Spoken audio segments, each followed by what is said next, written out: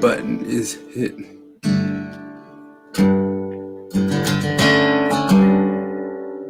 Anybody there? I don't see anybody listening. I'm gonna tell you a little story about. What's that? That's what I think of when you strum that chord. Like, This well, one? I got a little story about one time, not so long ago, but maybe a long time for some of y'all. Yeah, What I is was that? just bigoting my way through ex-Mormons' faces, and well, I got called out on my bigotry. Because, some folks had it good for a while. Some folks were privileged, as you might say, and, well, when that privilege is taken away, well, they start to feel like maybe they're being cheated out of something. Clavo mi remo en el agua. Llevo tu remo al mío. Creo que he visto una luz. Otro lado del río. Yeah, that does sound like that. Man, that is a song from the Motorcycle Diaries, a movie about Che Guevara and what a sweetie poo poo he was before. Did you ever see that movie? No, I didn't. Supposedly he was like a doctor who drove in his motorcycle up and down the coasts of Argentina and wherever, just giving free doctorship because he was a free and brave and He's true a charitable and real son of a gun. charitable doctor guy. And Yeah, well, my wife's an asshole and gave me a Che Guevara shirt for Father's Day. So she keeps telling me to wear it on stream. But that is pretty funny if you just think about that. That was that was just buying something that says Che Guevara on it is already ironic. Just like Jordan Peterson used to buy all that Soviet art.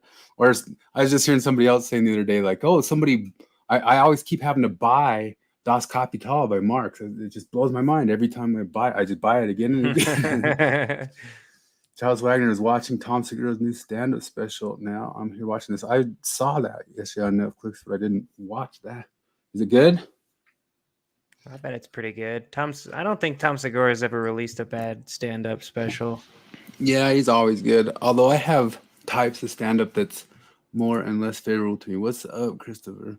I don't much like super storytelling stuff. I like kind of more jokes on jokes type of deal. But, I'd say I like some storytelling. Honestly, my favorites are probably Louis C.K. and Bill Burr. Yeah, but do they either one of them do? Because like there's some stand-ups who do like, well, I kind of like The Machine, Burt Kreischer's The Machine. That's like an hour-long story. And I don't like an hour-long story for stand-up. You know what I mean? I like maybe like little 5 minutes. It's pretty hit and miss. If you run the risk of looking really, I don't know, if the joke doesn't land, then it's a whole hour's worth of joke that doesn't land. So yeah, exactly. So it's a risky move. But I always think there's something with the stories too, especially like the way Kreischer tells it. I know that machine thing he says is real, but like I listen to him, like he's embellishing so much here. Plus, you know how Kreischer is, and he's like, you can just add whatever sort of thing you want. And then what I says was, and like Flight of the Conchords, Jim Gaffigan. I like Jim Gaffigan. One of my favorite jokes by Jim Gaffigan, I try to use it at work all the time, is like, do you know what it's like having a fifth baby? Imagine you're drowning and someone hands you a baby. He's good at those like anti-joke type things. I think my favorite Jim Gaffigan though is it's part of the McDonald's bit where he talks about how embarrassing it is to run into somebody at McDonald's and you like make up excuses as to why you're there. He's like, oh, I'm just meeting a hooker. Yeah, he should be here by now. Yeah, I like one-liner stuff. He had the old Mitch Hedberg, but the guy before Mitch Hedberg was what's his name? Steve. The old school guy with the long hair. That guy was so good. What was his name? I'll tell you one that I thought was pretty funny was before she got like universally hated was Ellen's last special. For the first half of it was actually pretty good because she's actually excellent at comedic timing. And then the last half of it was just like I don't know, it was like just about her. It was like I was a lesbian in Hollywood, blah blah blah. I don't know. It's Stephen like I'm here to laugh. Okay, don't. Stephen Wright was the OG of the one Oh liners. If yeah. anybody knows who Stephen Wright is. Norm was the best. Norm was about as good as Oh, it for got. sure. Man, it stinks that guy is gone. Why couldn't it have been was, Patton Oswalt that got cancer? I was watching Super Dave Osborne Norm podcast, and just those stuff they can pull, just like acting like dickheads with each other. It was so funny. Anna Kasparian's going through a leftist deconstruction. I saw that. She had a whole 2-hour interview with Sitchin Adam and popped on Actual Justice Warrior. Did you see any of that? Oh, I didn't see she popped on Actual Justice Warrior. No. Oh, he talked about her. He talked about them doing it. Oh, yeah. He's open to having a discussion with her, but he thinks that might be a little bit more hostile because he's been so harsh on him over the Yeah, years. he's been pretty. That's like what drew me to his channel is how often he dunks on the Young Turks. Tyler Fisher. I don't know Tyler Fisher. Tyler Fisher, Daniel Sloss. There's some. I've been kind of so when I first started listening to podcasts, I got into podcasts way before like YouTube stuff. I was just like I'd go around with those little like iPhone podcasts. I lost like 10,000 of them. And when I first got into bodybuilding stuff, I could not survive without one of those things in my ear. And at first, all the podcasters were comedians. It was all Adam Carolla. What's his name? Like I said it the other week. Initially, the first like huge winners were the Nerdist. I used to like Pete Holmes' podcast. Nerdist, Adam Carolla, and Mark Maron. I went and saw Mark Maron live, and I got a signed, autographed album from him, and I left it in his hands and just walked off because I'm stupid. But he was funny live. But it used to just be all comedians, and I knew all the different comedians and followed all the different comedians. And then I don't know, somewhere around wokeness happened. I stopped. I know. I was a decade ago or so. That was what I did for fun as a poor college student. Was just I had a Pandora, and I just typed in a comedian's name, and it did exactly like it does with songs. It just mixed, and it wasn't even a full special. It just mixed a bit, like one comedian's bit, and then it'd move on to another one. And it was kind of fun. I'll tell you what, I want to hear a Tosh special.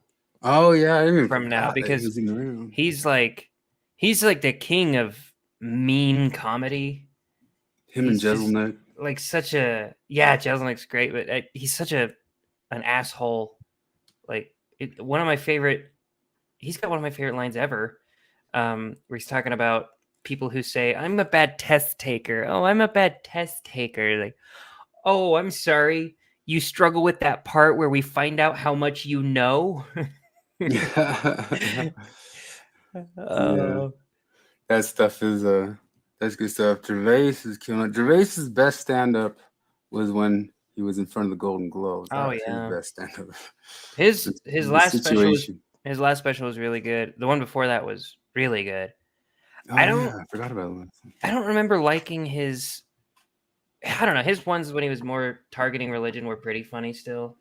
But I'll tell you who sucks stand up is David Cross.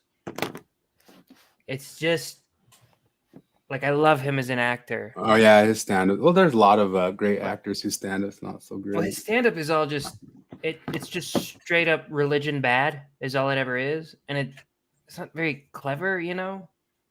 It sounds like he's making it up on the spot or something. Because Patton Oswalt did some great religion bad stuff, you know, before he went insane. I think there's some truth to what Maple Lake Mountain's saying right here is that there will be it made it bad for a couple years, but that's going to make it so it can be better than ever because people are going to start getting little bits of honest again here and there. And then the ones who were pretty funny and all that stuff. And there was part of me that thought, you remember like when Louis C.K., everybody was super impressed that he was dropping an hour a year, and that was unheard of. Like, oh my gosh, C.K.'s dropping an hour a year. Well, then what everybody tried to do is say, well, we should all drop an hour a year. And after a while, you're like, you all shouldn't be dropping an hour a year. I'm not saying you're bad comics, but like Louis can do an hour a year. The rest of you maybe give it a couple, you know? Yeah. And Louis it seemed and like Chappelle are capable of that, but nobody else is. And so then it kind of seemed like a lot of it was getting a little watered down because there was such high demand for a while, and then people trying to pump out as high quality stuff as those guys all the time. And that doesn't, I don't think there's anything wrong with being a great comic once every 4 years or something, you know what I mean? It's like, it's just like albums. Like some bands can pump them out every year, some bands every 4 years. It doesn't make that album any worse than the other album. Like just make it good. Don't think you have to keep up with the Joneses. Yeah, my favorite musical artist, Sam Shelley, only releases one single every year. I was gonna get into that. Let's see. Yeah, but let's go into that. Has anybody listened to the recording artist Sam Shelley? I listened to half of 2 songs. It was a little hard because on Spotify, do you guys have like you pay for the Spotify's? Yeah, I thought I was paying for it. I got the YouTube Music one. So it won't like show it for me every single time. Although, does she have it on YouTube now, the song? Yeah, it's on YouTube. There's 4 of them on YouTube. Will she copyright claim us if we listen to one of them? I don't know. Can that happen? What's it under? Can Sam somebody Shelley? Not just want Sam Shelley or Samantha their Shelley, music thrown out? I threw him in the group chat up there. I can find them real quick. I've got that. I remember the other ones. The first I wanted to listen to the first one because I actually kind of wanted to jump off of the. Okay, here it comes. So if you've got YouTube Premium, you can get that YouTube Music app, and it's pretty nice. Oh, really? I guess I could do that. It's pretty much Spotify. Let's see here. Because I actually wanted to jump off of that to get into some Chud philosophy. Here. Let's see. Entire screen. Chrome tab. I saw that Jacob Hansen and Jim Bennett had a discussion already on Steve Pineker's channel. That actually happened already? It's already happened. It's just not released yet. I want to see it. I don't actually. I'll preface this. I guess people can talk crap on they want. I don't have that much like crap to talk on it. It's just it's kind of what you'd expect. Jim Bennett said, "Well, I wasn't boring. I should have been. I got far too heated, and I apologize in advance." What? Jim Bennett got far too heated? You don't belong in this atmosphere, dude. Well, or he does if he just owns that. That's how he's gonna be. You know what I mean? If he's like guilty or if he hates himself for it after he does it every time, or goes on tirades that nobody else should be exactly how he is. That's his problem. But if he just owns it, like, hey, I'm going to be a dickhead online, I think he'd be able to, align his life a little bit better there. Let's see. Find out who this T Hearts is. Will this become a problem? This won't become a problem. Will this be a problem? Oh.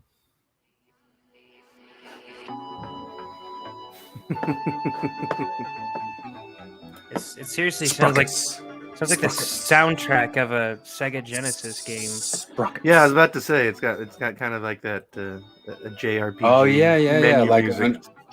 Underwater level of a Sega. Yeah.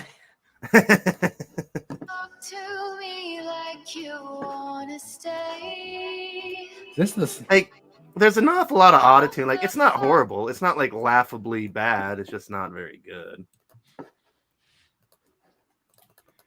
I wonder if they called her to be the choir director in church. It's the lyrics, really. They're very deep, very thought-provoking. Like, did you know you're actually tiny, but you're also the universe? Who do you guys rate as the best lyricists? I honestly like Justin Furstenfeld quite a bit. I don't even know who that is. That's the Blue October guy. He's got some good ones. Oh. I like Brandon Flowers from The Killers.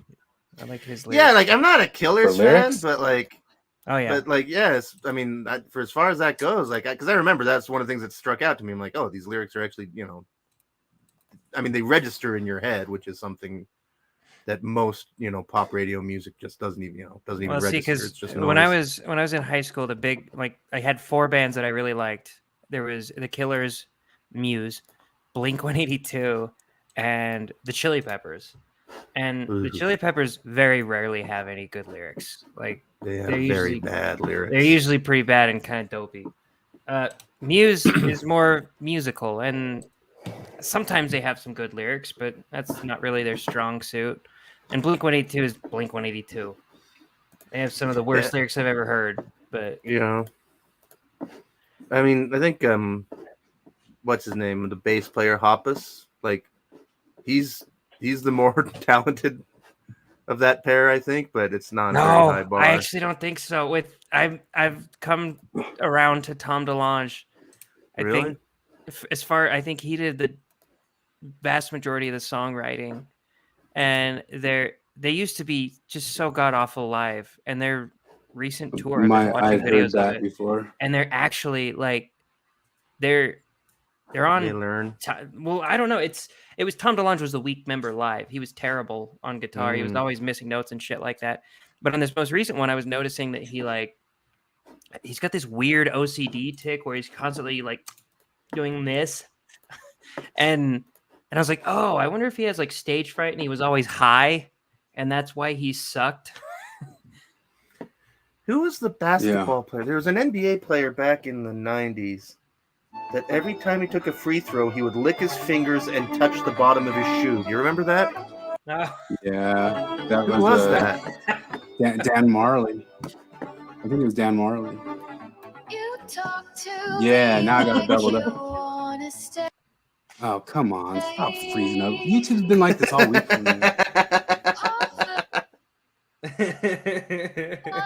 Volume on Yeah. Who's T Hearts? I wonder who T Hearts is. Is that That's what I was wondering. They're pretty featured, though. is that Tanner? Is Tanner T Hearts? Oh, it probably is. Yeah, they said that. That was the time I Did you see that right when down. he said sentence? He pulled on his shirt right there. I'm not looking for serious, and I like that you aren't either. You can tell me your secrets. I can love you like YouTube, man. Classic. Yeah, what the hell? we drive to Denver. We're very boring, and we use the auto tuner. No, it's like just like 10 million other, you know, just kind of middling. I think it's fine. But of course it gets into that Buddhism thing. That Buddhism. We said the Buddhism stuff. That's the Chud philosophy I wanted to get into. Jared's a forensic mixologist. Oh, we've been watching a lot of Bar Rescue lately, and Oh. I always feel like it's kind of like there's the joke they always made. They changed janitor to being like custodial technician, and they always the good bartenders they always call them mixologists, and I always want to make it sound even more scientific. So, like there are like some hipster type bars that, you know, they really specialize in making really high end quality, like interesting new drinks. And then there's bars, you know, where like Hey, tell them who you served this week. Is that appropriate? Yes. Ty Burrell, modern dad. Because he owns all the bars around here. That's the best talking about that Bar X. Yeah, like his bar is one, like if you really want like a very well made crafted cocktail, Bar X is one of the better bars around. Just 45 minutes just to get a cocktail, and it'll cost you $18. I mean, I don't know. It's been 10 years since I've been there. I don't really go to bars. That's true too. It's probably been 10 since I've been there too. Remember when Joshua Payne used to play there? Those guys were good. Oh yeah, I miss Josh Payne. Josh Payne came in. He was in my store a while ago. He's a nifty guy. And then his little brother, Dave Payne, like he's the Santa Claus of local music acts. I swear he's playing at 6 different bars every night in 6 different costumes, but it's all just Dave Payne. Yeah, no, it's like last time I saw you at the bar around the corner, like opening act is Dave Payne, and then like I go to a bar the next night, and there's Dave Payne. He's like the guy, like he's the hardest working musician that isn't famous I've ever met. He's always doing it. Word on the street was, I guess his older brother Josh was playing there at Bar X, and Neil Klein came in and was all super impressed with him. And if you get Neil Klein impressed with you, you're an impressed guitarist. But I mean, I knew Neil Klein would be impressed. Dave Payne is a truly unique guitar player. Like he absolutely has his very own style, and no one else is like him, and he's not like anyone else. I got to play his guitar. It's like a custom-made $15,000 guitar. I just played around with it one day at the coffee shop. It's really weird because it's a semi-hollow body electric. Well, he do a lot of weird iTunes, like he'd use his iPhone to make sounds on the bridge and all that sorts of stuff. But his guitar is strange because it's like an arch top hollow body, but the top on it is like a centimeter thick. It's like a chunk of wood, and then the back and sides are weirdly thin. And so it's got a totally unique tone to it.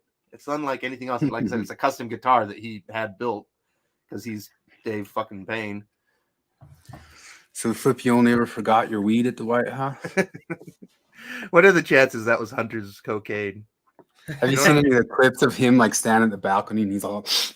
No. Have you seen any of that stuff?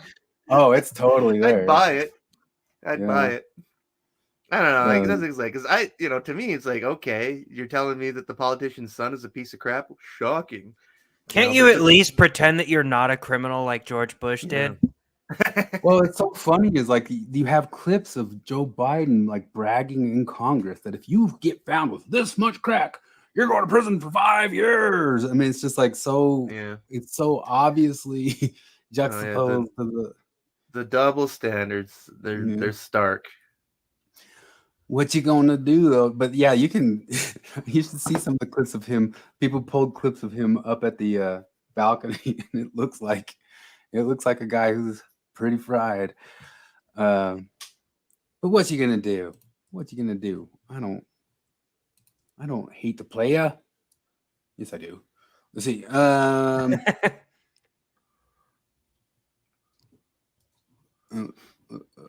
I didn't realize. I guess I should have known that Jacob Hansen got thrown out of Lobsters because I wanted him to see my joke, but he didn't. Well, you got to put it on Thoughtful Saints. It was something along the lines of him doubting the account of a sexual assault person. Oh no, I didn't even know about that one because I just got my wires crossed, but somebody posted how do you judge what's moral? And I said, well, I asked Jacob Hansen because he has an objective basis for morality. So if anybody knows, he must know.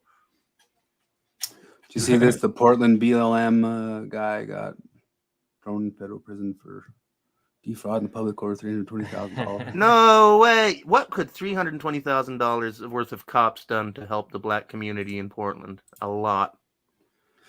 I don't know.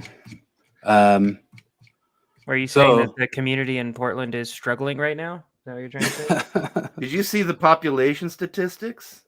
People are bailing out of that city. It's bad enough that the mayor is even admitting it now. Yeah. The other thing, McAdams in New York, that guy. I remember because briefly, he came out as being supposedly he was anti-woke, and then I remember some commentators saying don't be fooled. And they were right. That guy he's not only woke, but he gives every impression of being just another corrupt lefty. And openly so. He named his son Jordan though. Oh, did he? He named his son Jordan, like the guy that died on the subway. Republicans seem to be a little less open about their corruption, with the exception of that Dos Santos guy from Brazil. That guy's a riot. I don't think I know him. Oh man, what's the guy George Santos something like that? Yeah, because after he got elected, all the shit came out about him, and the Republicans were like, "Yeah, we're not gonna work with you," and he's still fighting it out. but he's obviously just like career narcissistic liar. Like that guy's like, even by political standards, is cartoonishly stupid and wicked. Hey, kind of like their president.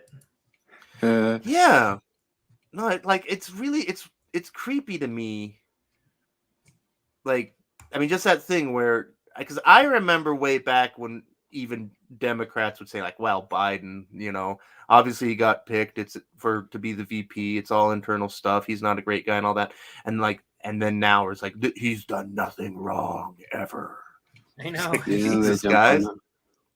Yeah, but it's also like it felt like most Democrats I know were like disillusioned Bernie bros who were like, well, I wanted Bernie, but they fucked him out of it, so I guess I'd rather have Biden than Trump. That was like they settled on That's it. what everybody said. And now they're like Biden. Yeah, I don't know, man. I you really can't gin up any sort of real passion for the guy at all. But I saw somebody pointing out that when the Praetorian Guard took control of Rome, what they wanted was decrepit old stupid rulers or idiots, puppets that you don't, you want like the Sultan in Aladdin or something like that. You want something, or like think of Lord of the Rings and Wormtongue whispering in the old decrepit idiot, guy. Yeah. That's how stuff gets when you get towards that's another thing where it's like the unbelievable hypocrisy, because when Trump ran and everybody's like, he's stupid and insane and he's old, and then like he took that cognitive test and showed his results and they were excellent, and he challenged people like, fucking test me, and then like in just 4 magical years, like, no, shut up, no, Biden's fine. And besides, it's ableist to say that Biden might be. Well, not just that. I mean, marbles. They showed some video of all the different news people freaking out at just how Donald Trump drank Diet Coke in the White House.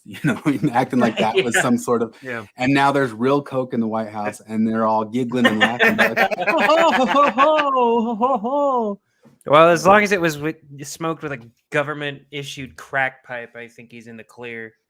But to me, that's more like the how they story. went The after whole Trump story is and, the different treatment of the media on it. Because, like, yeah, right, there hasn't been Coke all over that White House for 100 years. Like, come on. But I like how they went after him because, like, oh, Trump eats so much McDonald's. He likes McDonald's. It's like, well, at least it's frugal. Like, you can't point at Trump and be like, hey, you're eating nothing but caviar. That's what they didn't get. Why, like, the hoi polloi liked him better than they liked Hillary Clinton, because like they treated, Hillary Clinton treated them like deplorables, held their nose up at him and that sort of stuff. And Trump, the billionaire, well, why do these guys like a billionaire? Because he'll put ketchup on his steak. It's not that tough, man. But yeah, no. The other thing, I mean, it's the hilarious irony to me that like Trump was pro-gay marriage in the 90s, and Hillary was officially on the record as opposed to gay marriage until 2013.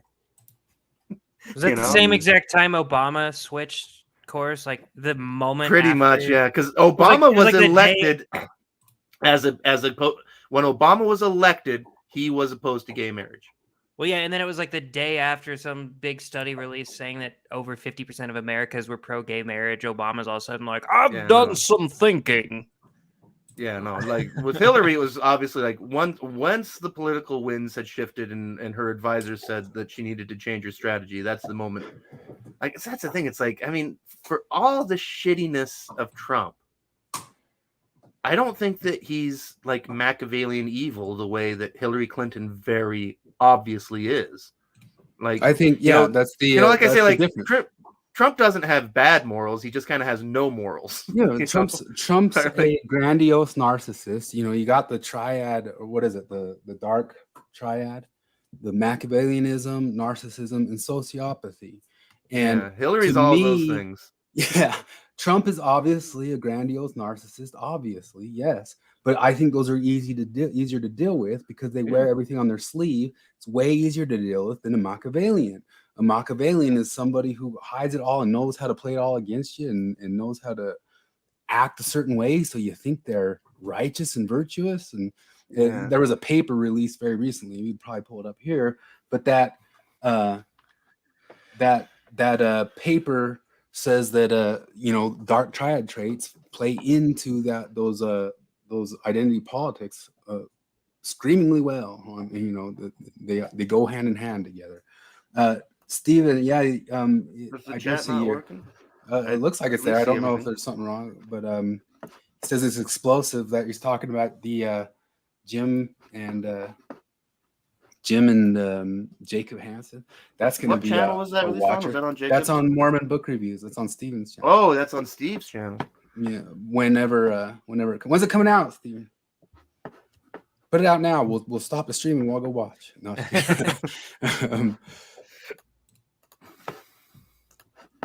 Come on, Dean. Why is this Everything Jim Bennett does is momentarily explosive until he has time to think about himself. Too much. Trying to get into the Chud philosophy. Are we ready to go down this rabbit hole yet, or no? Go for it. So this was the thumbnail or whatever stupid meme I put on here, and I saw this meme on the left on ex-Mormon Facebook today or something like that, and it's showing that umbrella thing, which I guess a lot of different Desnat people like to put like purple umbrellas on their Twitter because it was referencing this thing here of a family putting up an umbrella to protect their gay children or not gay children from regular kids. That let's not sexualize our children crowd. So you then know those monsters. Yeah. So then here in the ex-Mormon stuff, they say, I can't wait to disown these assholes. And then it's the same because they are rainbow kids. And in that image, I just want to point and say that all the rainbow stuff, do you see my mouth? The rainbow stuff here above the umbrella, that's social constructionism. But then the kids already being rainbow, that's essentialism. Those are two different things. Although I think in the real world, obviously it's both. Like everything's like a little bit of both. But that's not what the the different theories say. And what I've been trying to say with that different libidinal economy stuff, right, is that if you are to buy social constructionism 100%, right, this umbrella thing should be correct if you want those kids to not be gay, because they're not essentially gay. Does that make sense? They're gay because of society, or they'd be gay because of how the parents treated them, or other sorts of different things. They're not born gay according to social constructionism. Essentialism, Yeah, just kind of flip to whichever one is convenient. Yeah. So essentialism is born this way, like, or claiming that you're born this way. Well, there are actual ideologues and activists who say that understand all this, and they get to a point where they will call people essentialists like a sneer, like, you're just an essentialist. Oh, you're a bad essentialist. And they've gotten to the point of saying not only is social constructionism what it is, but we can also get into conversion therapy, but we can convert you, straight people. And if they say this, they'll say this out loud. I'm not pulling this out of my butt. Yeah, but this is, of course, one of those things that, you know, the Schrodinger's offense. You know, if you agree with them that you can convert a kid and their sexuality to the way they want it to go, yes, you can do it. If you say that no, you can't convert them at all, they'll say, well, that's an essentialist thing. You say, oh, but you can convert them, but you can convert them to straight, or what you might call normalcy, status quo, normalcy, evil. Then you're a bigot, right? Let me ask like a question that's kind of become like an age-old question. So, like, if we found a part in the brain that makes somebody feel trans, and it's just like a little thing like the size of a pill. Oh, they found it. I've been told with great confidence that is settled science. Yeah. So and you know where I got told that? Where? On the Skeptic's Guide to the Universe comment section. A bunch of people told me, no, the science is in. They have discovered the trans brain. I'm like, oh? Us skeptics are actually telling you that this is a thing you don't have to think about anymore. Yeah. Yeah. Exactly. So if there's that little piece in the brain, if that exists, and we find out that there's a surgery you could do to remove that piece of the brain to align brain with body, is that conversion therapy? Or is that a type is that gender of affirmation? gender affirming surgery? Or is that trans erasure? Well, if you go and talk to trans people, they'll say it's trans erasure, right? But how is it, if you think about it, not conversion therapy or conversion if you're converting their body to align with their brain? Why is one and the other not the other, and the other one and the other not the other? And it all don't make sense. But it's, once again, it's Schrodinger's offense. Like it's just kind of whatever we want it to be, and if it's not that, we're going to get offended at you with no real rhyme or reason. I would love for this argument to become a thing, because it'd be hilarious to hear people be like, "No, don't tell him he has to change his brain, just his dick and his breasts and his posture and shave his jaw and his Adam's apple and change his voice. Just change those things." Yeah, I for one, I'll get into what I think is happening, I guess, in a little while. But first, I wanted to show this. Come on, stuff. Show up right on the thing, and the dang thing, man. Why? I'll just make it smaller. There we go. Oh, we're picking on Sam Shelley again. I don't mean, listen. I'll throw Sam Shelley a bone. She gave that hour of life coach stuff, and I didn't really pick up anything too terrible in that. I thought it was all fine. Was like, any of it worth paying money for? No, but it was definitely reserved. It was more reserved and thoughtful, and said, "Yeah, try to work stuff out with your Mormon family and all that sorts of stuff." Like, I'll give props for it. And then also started out saying, "Be cautious with life coaches," and yeah, it's kind of easy to become a life coach, and even kind of admitting all that stuff. I'll give her props for all that. But this I just think is kind of some of the sloppiness of it. So think of like everything that we just said, and I don't know what this is referring to. They put it up as a highlight themselves on their channel. It's just like, here's one of my comments as a highlight, and I have no idea what the context of it was. But it says, right off the bat here, thrive is such a relative concept, isn't it? Everything's relative, right? Yeah, that sentence is, but Talking about the word thrive or the nonprofit John Lynn I don't money know. grab thrive. But everything's relative too. But we'll say it's true. It's like the sentence version. Did he drop Is he out? freezing? Or am I freezing? It's him freezing. Are you freezing, Jared? I've been freezing a little bit. Yeah, I've been freezing a little bit. Okay, you're there now. What were you saying though? It's like the what? It feels like the same level of philosophy that you get from the dude. Man, it feels like just throwing it out there like, it's just your opinion, man. It's just like your opinion, man. Well, the thing is, like, usually, this is one of the things I don't even like about like the measurements of moral stuff, of like, well-being and all that sort of stuff, is like the entirety of the universe is in this sentence. Thrive is such a relative concept, isn't it?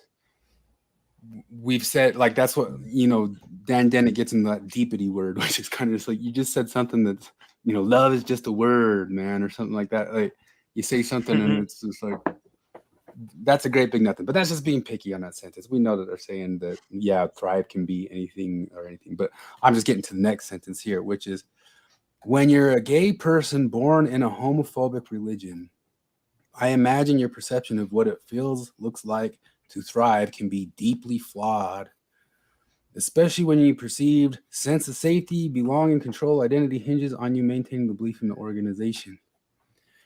So I brought it up last week, and somebody asked clarification on one of the channels about that libidinal economy by Leotard, his evil book. But this sentence, if you're a social constructionist, and I know that these guys are, we've shown it before, but take my word for it. They talk and talk and talk about how it's all social constructionism, and just, man, the genders are just kind of what was thrust upon us, man. It's arbitrary, dude, and all that sort of stuff. If you think all that, this sentence is backwards to your own beliefs. When you're a gay person born in a homophobic religion, no, when you're a person whose homophobic religion makes gay. Does that make sense? Like, if you're a social constructionist, that's how that should be worded. When you're a person who's born into a societal familial situation that makes you gay, which includes your homophobic religion, I imagine your perception of what it looks like to thrive can be deeply flawed. And flawed is like, what's your standard? I don't even know what you're talking about there. But that's the standard's relative. But that's what I'm talking about. Like, when you get this, it's almost kind of like when Dennett and, what's his name? Christopher Hitchens said one of the big moments for him when he was a young kid going to church, and somebody said, "Aren't those trees? They were created for my nose to smell so great for my nose." And Hitchens said in that moment, it dawned on his head, "No, it's the opposite. My nose was created to like the smell of that." Yeah, his not what's created. He had like a nature teacher who said it, like, "Oh, the leaves and grass and everything is green. It was created to be pleasing to us, like God made it that way to please us." Like, no, we are wired to like green things. One of the things, like, Daniel Dennett gets into it and talks about it, but like, could you imagine, like, think of cows, big fat cows, they love eating grass all day. What that grass must taste like to them? Like, it probably tastes like cake. You know what I mean? Because they're evolved to think it's just the tastiest thing on earth. You know what I mean? Like, they're probably eating cake all day long, man. But it looks like grass to us. But like, that's what I'm saying. Like, all that stuff should be opposite. Well, in that libidinal economy stuff, then you get to the next problem, that if you are to buy this, because once again, I'm saying, like, I don't necessarily buy this framing of the world, right? This is your framing. This is your super hard social constructionist framing. We're taking you to the ends of what your philosophy claims, right? I don't necessarily believe it's that. I think everything's a little bit of nature, a little bit of nurture, dash. But hold on. Oh man.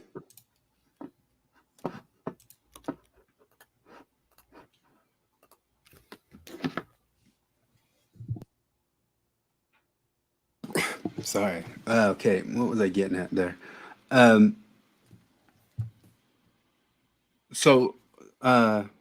Frick, what was I talking about? These guys, libidinal economy. So, the Joker and the Batman, Okay. You know how the Joker is tied to the Batman? He's infinitely tied to the Batman. The Joker cannot have his fun without the Batman. Yes. That's kind of what the point of libidinal economy is. In libidinal economy, they focus on the ideas from Freud. They get into these Freudian ideals and these constructionist ideals that focus on what he called polymorphous, what is it? Polymorphous perversion. Yeah, polymorphous perversion, and Lacan had a word, he called it jouissance, and polymorphous perversion. What are those? Those are things that say that your sexuality, if your sexuality is a subversive sexuality, is infinitely tied to the rules. Like the Joker is tied to the Batman. So that's the thing he had to walk back? That's the thing he had to walk back, is that saying that, like, if this is all true, you cannot break that your sexuality is tied to that overpowering, pressuring religion, and you getting your jouissance or your polymorphous perversion from acting up against it. And if you didn't have that thing to act up against, you would lose that libidinal economy, that libido. That makes sense? That libidinal economy. You are the Joker tied to the Batman. If your social constructionism is real, does that follow? Oh, yeah. All of their worlds. It all follows. It just seems that social constructionism it's less of an ideology that I have, and more a tool that I use when it's convenient, and I put away and ignore when it's when it gets, inconvenient. when you Much like take it to its ends, it starts being like, wait a minute here. No, I think I Yeah, like to say that yeah. I was born this way a little bit. Yeah, No, it's just it's a thing that's convenient. Just like how we like to separate sex and gender when it's convenient. Like when I'm saying that, of course, male can be a woman or whatever, but we don't like to separate it when we're talking about changing sex markers on official government documents, or in fact, they don't pretty, like it. They don't like it when you say male woman or female man. They don't, because that's not what they want. They don't want to be whatever this vague gender thing is. They don't want to be a woman. They don't want to be female. It feels kind of analogous to the Euthyphro dilemma, you know? Where it's like, were you made this way, or are you this way, or were you made this way? Because you can't have it both ways. well, and at the same time too, is like, if you're gonna buy into one side of it, you gotta swallow the whole hog of that side of it. And I just, I think, like Peterson says, like he's always pointed out to people who get so upset about him, is that everything's like a little bit of a dash of both. It's a little bit of your nature, it's a little bit of your nurture. It's a little bit Rousseau, a little bit Hobbes, and polymorphous perversity, psychoanalytic concept proposing the ability to gain sexual gratification outside of socially normative sexual behaviors. So the sexual behavior comes from the social norms, comes from acting outside those social norms. Or jouissance, term denotes transgressive, excessive kind of pleasure linked to the division between splitting the subject involved, which compels the subject constantly attempt to transgress the prohibitions imposed on enjoyment.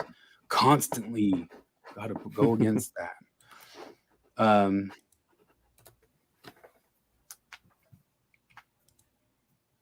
Anyway, just this week, maybe it's because Pride was over.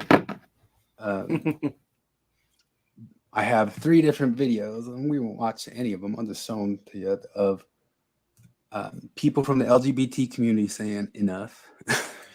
Yeah. Enough is enough. That's enough. This is a young kid. We showed it earlier today. Yeah, well, it's what do you do when the thing you've been looking for forever, once you find it? You can either keep looking for the thing that you've already got, or you can move on to the next thing. And I don't think we like moving on to the next thing, because you have equality, you have equal rights. But what else is there? Thank God, because if I see another rainbow flag on my feed, I might buy a pack of Skittles and start slingshotting them at my screen. This was great.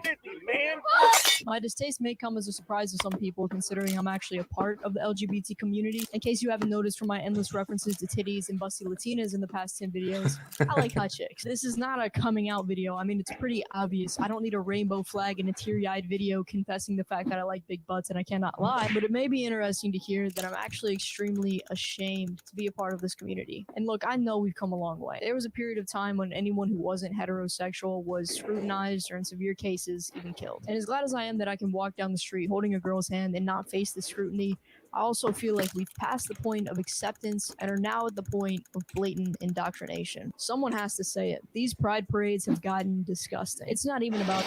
Well, that's one of them. Here's another, although I guess we'd know it. Share screen. Brad Palumbo, but he brings on Glenn Greenwald to talk about it. This dissenting viewpoint, being arrested, being squashed with the arm of the state. And like you mentioned, tremendous diversity within the LGBT people who are somewhere under that umbrella. People like you or me are not representative of these folks are representative of us. But I do think, especially in the context of the trans debate, there is a new strain of LGBT activism, especially in the halls of like political activists, that is some pretty blatantly, openly hostile to dissenting viewpoints or to free speech or open debate. Whether it's the idea of punching TERFs, right? The term they use for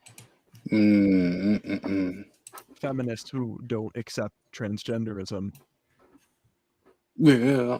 The turf stuff is wild. Like seeing the way that they treat turfs as opposed to the way they treat me. You know, like they're like disgusting death and rape threats constantly. Like all turfs should be forcibly bred because that's all they're good for. Here's the last one: Douglas Murray and Julie Bindel. And we all know Douglas Murray because he's a kind of anti-woke guy, but Julie Bindel hasn't been until now. But anyway, I'll put those in the links if anybody wants to listen to those 3 different things. I'm sure there's many more of them out there, but let me get into that. Oh crap! So right after, right when it was done, right when Pride Month was done, the U.S. Army announces this. This is on July 2nd that they put this person out. That was. Wait, I haven't seen this. You haven't seen him talking. Celebrating that diversity is our strength as a nation and as an army.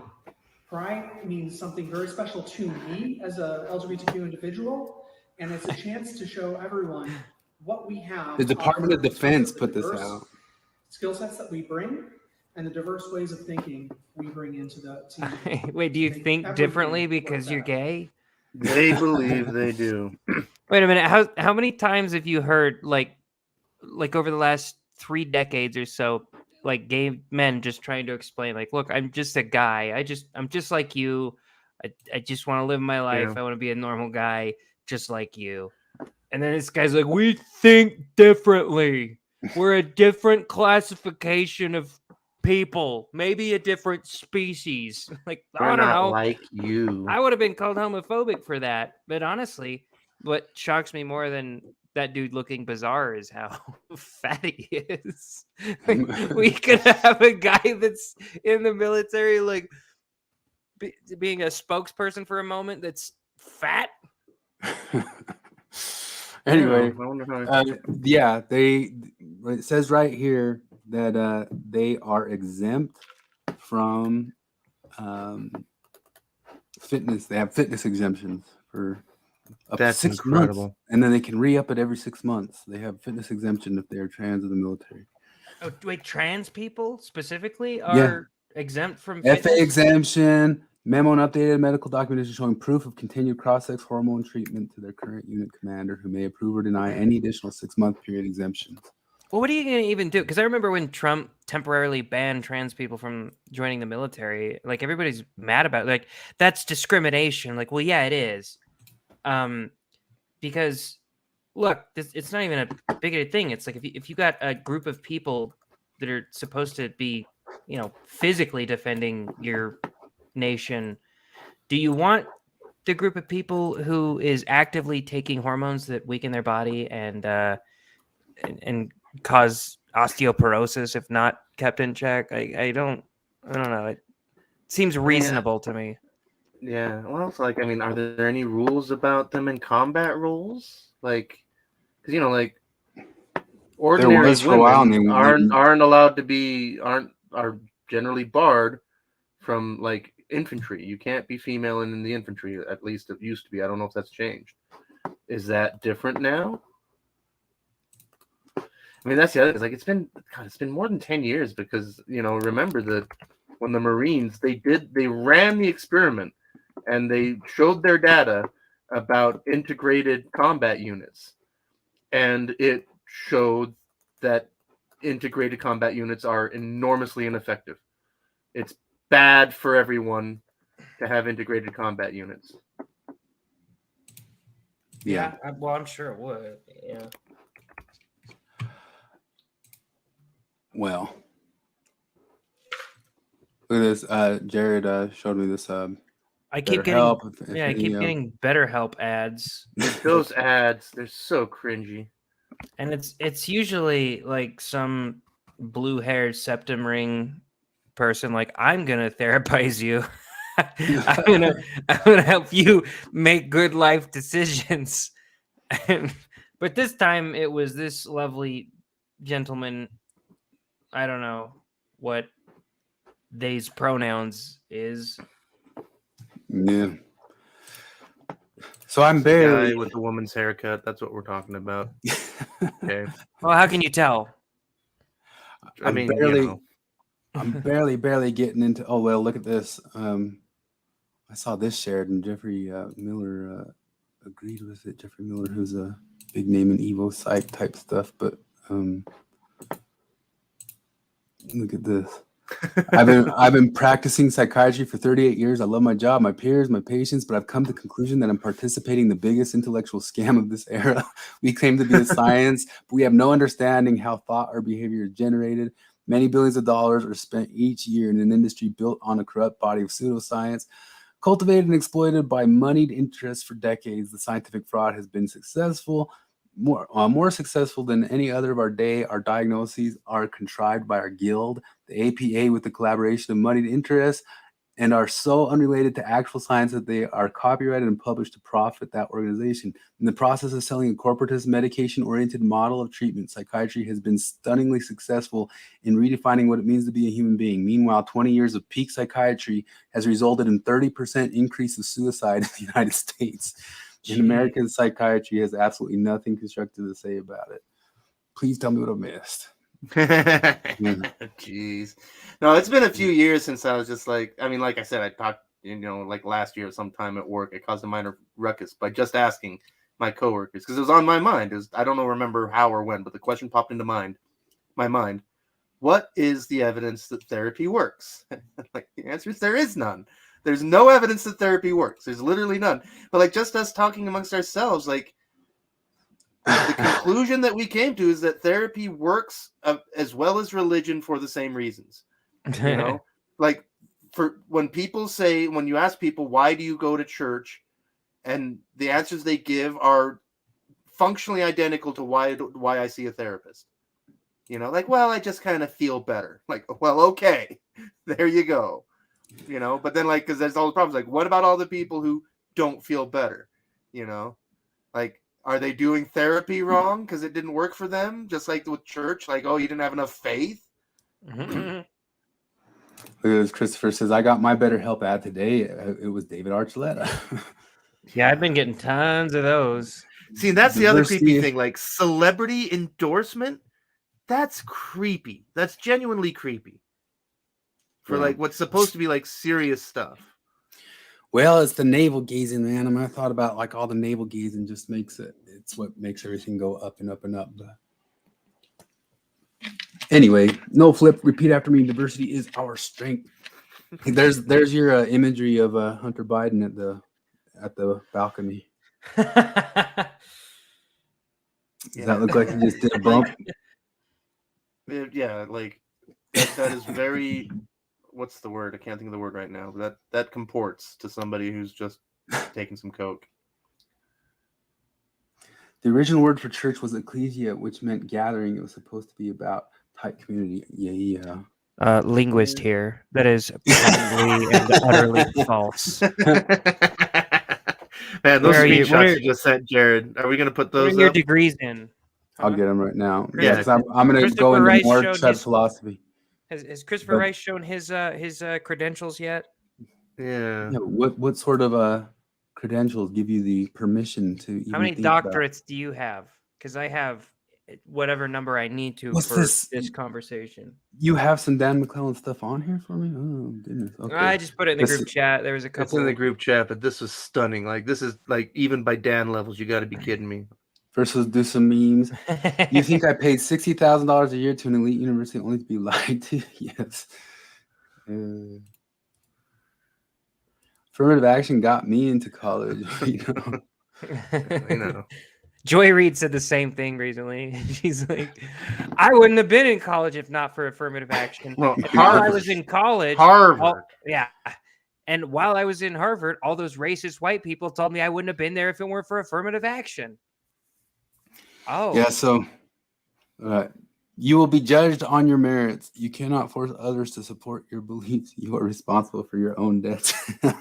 All the rulings and the freaking out person on there. Oh, goodness gracious. No, keep going. Though. There's new ones. Robert Barnes. It's a good episode. Watch Robert Barnes on Michael Malice's podcast this week. He talks about why he was giddy for these rulings and coming from Yale and being a student who got into it as a young white guy who would never get in there anymore. Let's see. What's Dan saying? On the contrary, to answer, men cannot breastfeed babies. Let's go, Dan. On the contrary, when there's enough prolactin endocrinologist here being produced, which can happen for a variety of reasons, men can breastfeed babies. That is a fantastically wrong statement. This is awesome. Whatever legislatures, these great word games. Oh, that's our standard. If the legislature says something, like, how much do you want to bet I can find 10,000 examples of the legislature making claims about what words mean that you would disagree with? Oh, and how Jesus. And who in the chat is pining to be a legislator of some kind? Yeah. Oh yes. Yeah. So only I can. That's the best part about this whole thing. He's like, whatever I say it is what it is. Whatever the fuck I say it is. Oh man. Goodness gracious. Man. Assault weapon is like, it's about as useful as sports car, you know. It's like some people consider a Mitsubishi Eclipse a sports car. But, you know, he had my Dodge Neon said sport on it. 0 to 60 in 12 and a half seconds. He had some post this week where somebody, I think that same legislator, said the Constitution disagrees with you, and he goes, "The Constitution is not an agent with thought and thinking in this deepity stuff." It's like, man, come on, dude. Take your post-structuralism somewhere else. Stop acting like it's your get out of, or you're the expert on all things guy type crap. Let's see here. I'm gonna get into Sam's song. All the way back to Sam's song. This is my Chud philosophy coming out right here. What are the lyrics? Like the universe and You talk to me like you wanna stay. Doesn't it say university stuff? No, the one that says university stuff is called "You Look Like Shit." Really? Yeah. Really? Or I think it's called "I Heard You Look Like Shit." Nuh-uh. Pretty sure. Is that the song? It's the one that. So, I don't know if you're. What's the name of the song? There. I'm pretty sure it's called "I Heard You Look Like Shit." Anyway, just talking about that stuff. You noted that it was she puts in this kind of a Buddhism stuff into everything, right? And that's kind of the thing we've been on about, that those guys get into. And I guess Jacob's doing like larger videos on Nuance Ho and yeah, I watched the first one. The first one they were just sorting out or kind of trying to describe what political lines are or how to judge them and that sort of stuff. And I don't know. The one thing is, like, they keep making just the categorical error of, like, why do people become ex-Mormon and woke? And like, Jacob, like, I know you've talked to us. I know you've heard us say. Like, maybe he'll mention the dozens of us that exist. Yeah. But let's see here. But at the same time, too, I'm always fine with a generality if it is generally true, like upwards of the 60, 70, 80% of stuff. Well, I don't know. It's like, I think there's I don't know what the word is. But there's a sampling error in that. I think, you know, going woke, part of being woke, there's a very strong evangelist component to it. And so the people who go online and be anti-Mormon or ex-Mormon are more likely to be woke just because they're more likely to go out and talk about it, as opposed to all the people who just quietly go away. Is that the music video, Jared? Yep. Why did I not hear this one? All right. I swear that's the one that you were even quoting. This one sounds like it's an "I hate men" one. I even quoted it in there. where she Really? Heart, strong No, now, I hadn't heard this born one. now, did a golden repair. Is that one on the? My I old can't see that one on the Spotify. coffee and a baby hit. I found it on YouTube. I've definitely not heard that Oh. one. Oh. There's one Oh, there that it is. says "You are the universe and imminent." And Okay, that's funny because that's why I Did thought she you say would the listen. same thing in this one? Yeah, she says the exact same thing in this one. That's why I thought you had heard this one. Yeah, I guess it's in multiple songs. But the other one I heard was like a Donkey Kong water level music too, or Sonic the Hedgehog water level. Anyway, what do you guys know about Schopenhauer? Nothing. So Schopenhauer. Forrest has Jacob has 7 Exmo siblings and none of us are woke.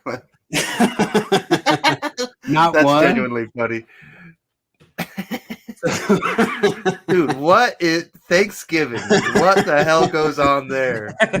That's got to be interesting. Make a podcast of that funny. for that. That would be your biggest hit. That's funny, but I'll still grant them that it seems to me like on average they don't. But I mean, I definitely know Yeah. there's some who are kind of anti-woke like us, and then I have a bunch of Exmo friends who really did just go camping, and that's all they do now. You know, that's really what they did with their life. And then a bunch of them become lefty activists. And I'm I'd say- totally with Forrest here. Says it was more fun when he wasn't the only one. I'm with you. I was the only one in my family that had left. Were the you church first for the out? longest Forrest? time. No, Oh your yeah. brother. Oh, for I You don't were know, first out. but- Forrest wasn't. He said he had an older brother. But man, I miss being the black sheep because now like most of them are leaving, and like my mom doesn't even believe in it. And I'm like, can you guys just go back to being Mormon and I'll be the black sheep? I like that better. in my family, there's me who's out, and there's my cousin who is he's a graduate level queer theorist. I haven't talked to him in years because he's living on some community compound in Mexico or something. And but Irony. It sounds like he he's dead. 15, but no. He 15 years ago was not down with corporate annexation of gay messaging. He a long time ago, and I'm more than positive he more than just rolls around. My friends and I used to make jokes like we'd say he's rolling in his grave, and we'd say it for people who are alive. You know, we'd always be like, "This guy's rolling in his grave," you know. And my cousin's rolling in his grave from all the corporate annexation of the woke message and pride and all that sort of stuff. I guarantee it. I just haven't talked to him in a long time. Let's see here. So Schopenhauer. The reason I bring up Schopenhauer is that because Schopenhauer is he's famous for being pessimistic, super pessimistic. And why is he pessimistic? He's pessimistic because he read Buddhism. What? Why is that? So if you actually get into hardcore Buddhism and you don't kind of get this westernized flighty wee thing of it, it really does. It's really black pill, dark shit. And Schopenhauer took it as straight dark shit. And what is dark about it is it talks about how nature is trying to trick you into continuing life. And it's trying to trick you into wanting things and trick you into wanting that woman to be able to make the babies, to then put those babies into nature, which will devour them because it needs more babies to devour. And so it's thinking like you maybe as a human, you kind of go, well, that's a little bit, but think if you're like an antelope or something like that. So your sexual desires or your nature are just trying to make you make more lion food. Does that make sense? And that's what Buddhists, like hard black pill Buddhists, really talk about and preach. They call it the samsara, that this whole world's kind of like a prison. And even if you're at the top of the food chain, you have to, if you get aware enough, you get to a point that you realize that your continued thriving or whatever is dependent on the murder of many little animals, you know. And that's what Buddhism life is suffering is talking about. it's not talking about it in the Christian way of like, oh, I'm suffering. It does talk about that a little bit too, but no, it's also talking about for you to exist requires mass murder. And that's life. Like on average, they stop and look at it and say continued existence or continued nature is continued suffering. If you give life to a being, you've given death to many other beings.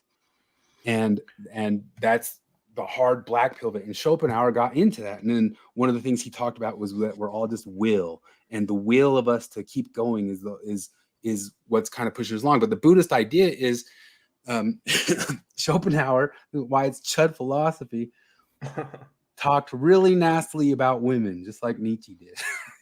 Shoppy, Christopher, in the Before the Crow's Nest says shoppy. I just have to point out that that's the shop. You didn't learn that word. I wonder if it's common in Brazil anymore. But shoppy is what they call a shopping mall. lager. No, that's shopping. But a shoppy is the name for a draft beer. Yeah, but I learned I always look like an alcoholic because I didn't. That's want how to you drink spell out of Schopenhauer's first part of his name, for sure. But anyway, let me show you this video by this guy named Uber Boyo, who is a Nietzsche stan. Hold on here. Do all the other Hansons, like, I want all Hanson siblings to have a podcast individually. Yeah. And then we can put it on the screen like the Brady Bunch. Like we can have them watch.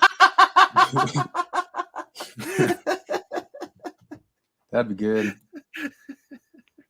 So Schopenhauer's brutal take on women is I wanted to talk about this because I've been going on about it's weird how this is connected. Deaths in bodybuilders recently lately. Yeah, what's that about? It's about COVID stuff doesn't seem to mesh well with hard bodybuilding drugs, in my opinion. What it seems like, not just the COVID or the COVID ouchie. The juices, like, so you're talking about the juicers. The juicers are dropping, not just the juicers are dropping off, and they're dropping off hard in the past. Wow.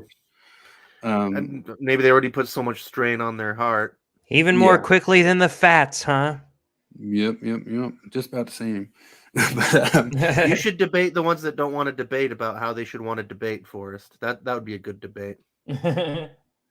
Anyway, I recommend this video because he talks about women, and one of the things that he talks about women is that under this Buddhist idea, he's pulling this from Buddhism.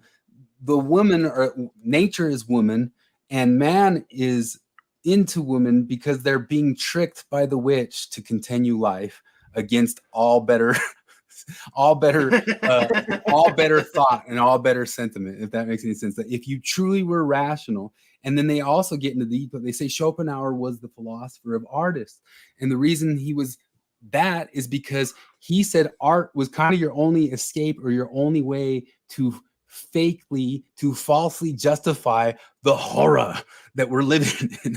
And so if you put it all on this artistic idealistic thing, or this idealistic way of looking at procreating or continuing, or love, or true love's love, or all these sorts of things, those are all just the ways that humans go about justifying their murderous existence, and murderous to all their animals, just like other things. And it's you have to, in his idea of the will, you have to accept that you are here to bring suffering into the world. And the Buddhism, what my point is with this is Western Buddhism that was kind of brought over by Blavatsky, the same Theosophists and all that sorts of stuff. They've nerfed it and they've feminized it, just like they've nerfed and feminized everything. It's way more hardcore. It's way more black pilled. It's way more nasty. And then what a lot of people don't realize is Nietzsche's idea of the Übermensch was bouncing off of Schopenhauer's hard Buddhist take, right? So he's talking about what's getting beyond good and evil. Nietzsche's in his book, Beyond Good and Evil, is looking hard at the hard pessimism of the world of Schopenhauer, who says, well, we can just kind of like lie to ourselves with the art and lie to ourselves with the love and all that sorts of deal. But Nietzsche would say, well, their claim is that women are more practical and less idealistic in their love, and men are more idealistic in their love and less practical. But they'll say, but you have to get past being upset about that women are just thinking of survival and the survival of their offspring and all that sorts of stuff, because that's just part of the nasty natural processes of the world. And I don't know if you guys saw it, I can't bring it up, but on Thoughtful Saints, there was some lady who said she was very, very upset because somebody made a comment that women are just there to attract mates, and if they're just there to attract mates, that's all they're good for. And of course, she wants the story to be sold, and so she says Julie Hanks serves a proper purpose because she tells us that women aren't just here to be attractive to attract mates. But coming outside of it, of course they're not. Women are also here to make cookies. But part of the Chud philosophy is like, I hate to break it to you, but if we go out into Western philosophy, that's all Schopenhauer and Nietzsche are talking about too. But that's all Darwin's talking about too. But the problem is that us men are just here to attract mates too.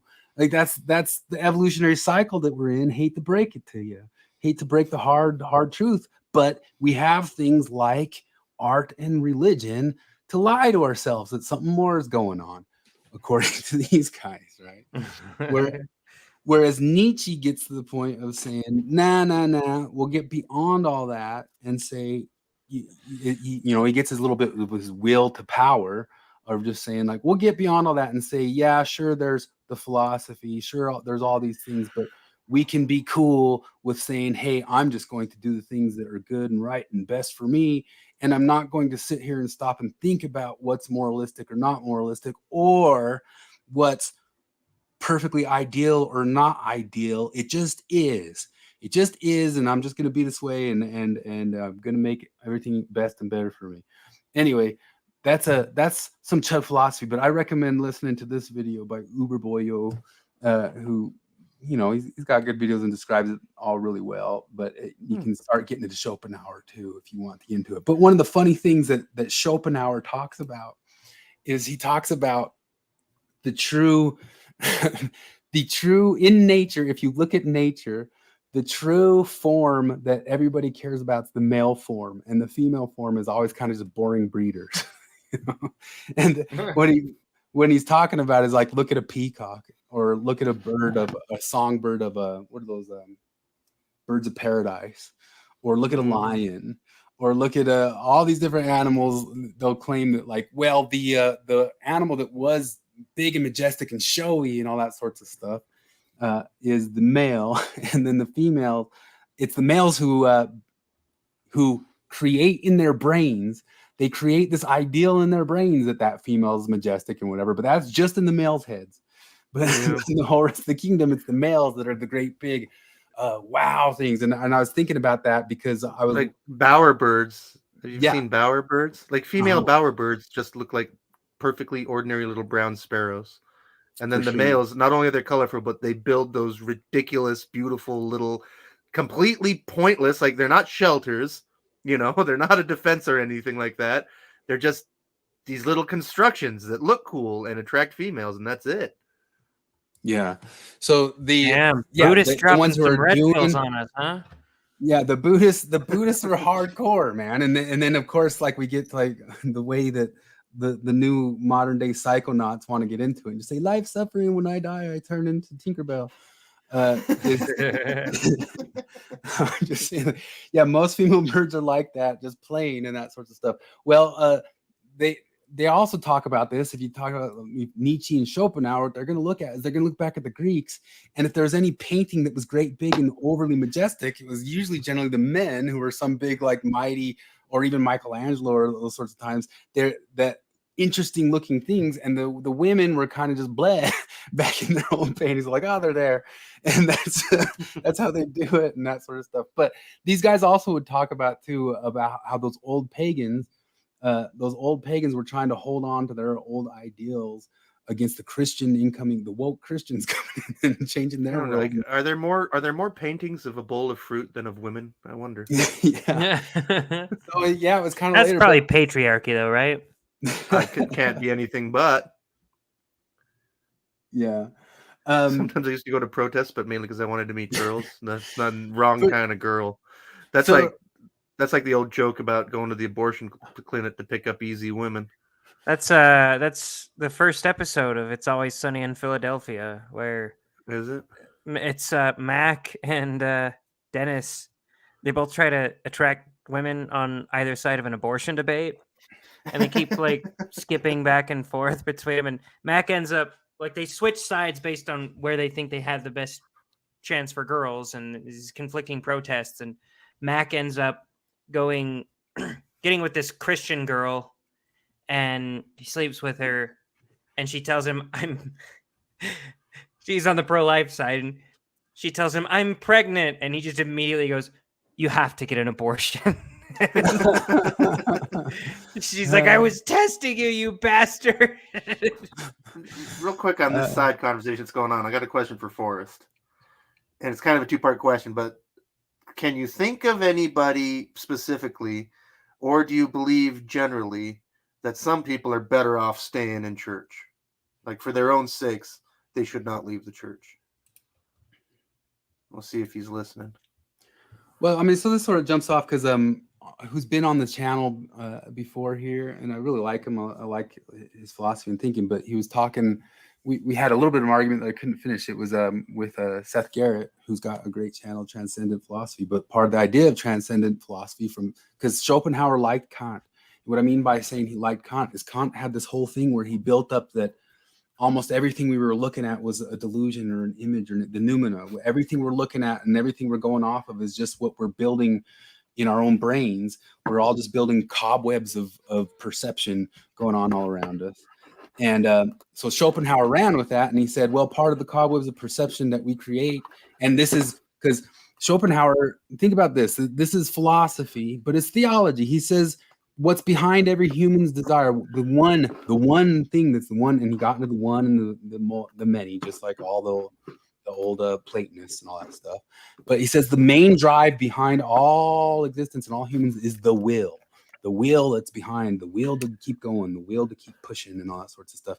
And one of the things that helped that will keep going was the art, or the Schopenhauer was a chud all the way. Schopenhauer was not married, just like Nietzsche. Like what I'm talking about, this is chud philosophy, man. These are incels. These are 18th century or 19th century incels of German incels who couldn't get no women's, and came up with a bunch of explanations for why. But some people will contest that sorts of stuff. But they kind of got to all these ideas.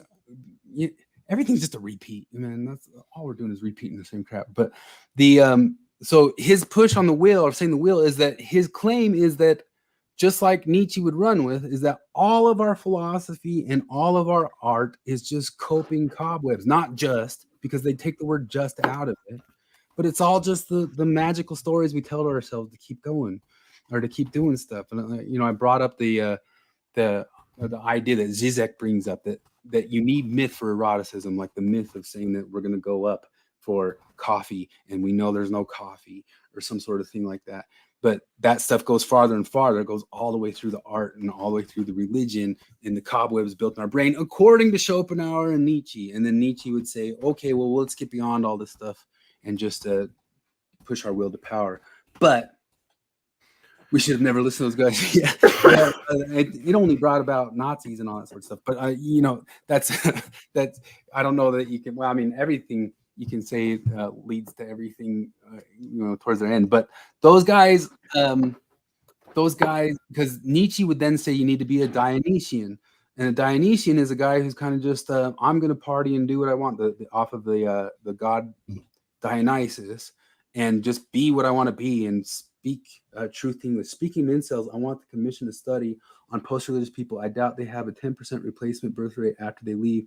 After debating thousands, I've noticed almost no kids. That's Carden. You're probably right, Carden. And Carden, those guys were talking just this week about the manosphere is the new feminism. His point. Did you guys see that episode? No, I didn't. It goes in line with this whole stuff. Yeah, they're talking about manosphere's going insane. Yeah, Carden, while you're here, stop talking about woke liberals. That's a contradiction in terms. Wokeism is antithetical to liberalism. It's not the same thing. Listen. But anyway. There's the boomer term of liberal. I mean, I guess, but I don't know. You're muddying the waters. I'm helping. Lefties. Once again, Carden, I'm trying to help you sharpen your rhetoric. Because when you talk about woke liberals, you're going to run into a brick wall because there's a lot of people like me. I'm a classical liberal. And if you talk to the wokes, like if you can even just Google it, I'm a leftist, not a liberal is a thing that you've probably heard. I don't know if you've not yet, but you will someday. But well, maybe they're very open about it. Maybe Luke and well, liberalism is the Greek Empire fully consumed by the Roman Empire. There's some truth to that, and that's actually kind of what I was saying that these guys got into. Like they talked about the old pagans and the pagans trying to hold on to their myths, and they got consumed up by the next thing. And that's I brought it up a bunch of different times, like Spengler or Nietzsche or all these different people look at even Camille Paglia looks at that a whole lot, and talking about how civilizations over time seem to have the same life cycle and same lifespan. And even something like Confucianism had its version of it in Taoism. Taoism was the overly philosophical, non-fire version of because the way Nietzsche would talk about it is there has to be like a fire in the civilization of the initial religious creation mode, and then it always moves into a philosophical old man mode, and then it dies. And Spengler noted the same thing, and Camille Paglia noted the same thing, and she even noticed that androgyny was a huge part of the late stage stuff too. But I'm getting way off here. I was going to pull up the but looking at Schopenhauer and Nietzsche talking about all that stuff. Watch that Uber Boyo video, because I don't think Schopenhauer was right about stuff. I don't think Nietzsche was right about stuff, but if it's interesting to get into these ideas, and on top of that, have people look at the concepts of Buddhism and how Buddhism got into Western philosophy, but then how current day people getting into Buddhism are just doing these candied down versions of it. Carden, no, that's bonkers. You can absolutely be a liberal and an atheist. Read the founding fathers. Come on. The manosphere is the new feminism. Dude, I'll tell you what, the rise of the manosphere is nice in one regard because it reminds me what it feels like to be considered Carden, liberal. Come on, please be serious. I had my wife was telling me she was like, she's like, you ever listen to this Pearl Davis character? And I was like, oh God. She's like, she says some pretty smart things. And I was like, I don't like that her. Australian lady that dresses up super. No, Pearl Davis is like she's like, what do you not like about her? I was like, well, she says actually sexist things. Like she says women shouldn't be allowed to vote, and she doesn't believe that. She's a hack, but that's the best part about the manosphere, because they say obviously stupid and bigoted things, and I'm like, oh, I get to call someone a bigot now. This is nice.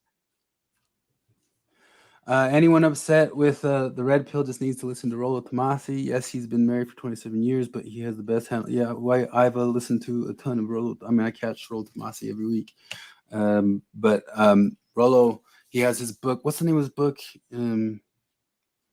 But Rollo gets hard into Evo Psych. He's into all these same guys like Jeffrey Miller and David Sloan Wilson and Gad Sad and all those sorts of guys, and pulls it up and points to different ways that you can. I mean, I don't know if it's like saying get into hacking. It's a little bit of hacking. It's kind of a little bit of a systematized way of looking at the world and that sort of stuff. But yeah, Rollo is pretty hardcore, but you can also see him go after different people when they're being a little bit sloppy. He'll go after Jordan and Michaela Peterson a little bit and that sort of stuff, but he's also friendly enough with them. He's also the one who has been talking with Lauren Southern's husband as they've been going through divorce and getting like the real deal skinny on what happened with Lauren Southern leaving her husband and the stories she's telling. The decline of America started with the suffrage descendant of Clara Barton. What? This is another conflation you're making, Carden, because you need to understand that there is a very important, distinct difference between the suffragist movement and the suffragette movement. Now, the suffragettes are the main reason that there's confusion about that today, because they deliberately obfuscate those things.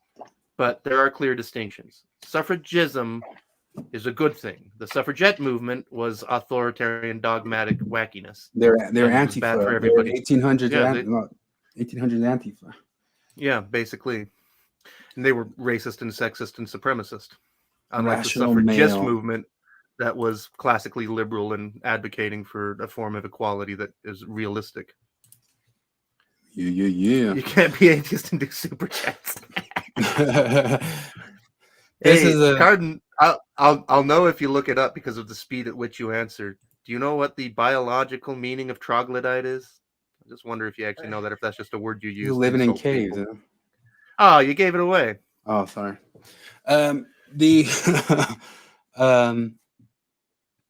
this is all the bodybuilders who done died. The reason I was pointing to this is because you think about the where all the money is in bodybuilding too. It's in men getting huge and giant freak shows. And in my view, it's almost a little bit like Schopenhauer's talking about, like the peacocks. Like all the money's with the big peacocks there. Nobody cares about anything else except for the peacock with the biggest feathers. But they're like each one of these things is another guy who died. Look at this. It's like 30 guys. Jeez. Yeah. These guys all died recently? This year. And there's one of these from last year too. Yep. And there's one guy who's 30 years old, just died the other week. His name was Jonathan or something like that. And Okay, Carden, you're doing a really good job of somebody who wants to be taken seriously. You're really knocking them out of the park there. Flippus doesn't know much of the troglodyte. Troglodyte reminds you of Dungeons and Dragons.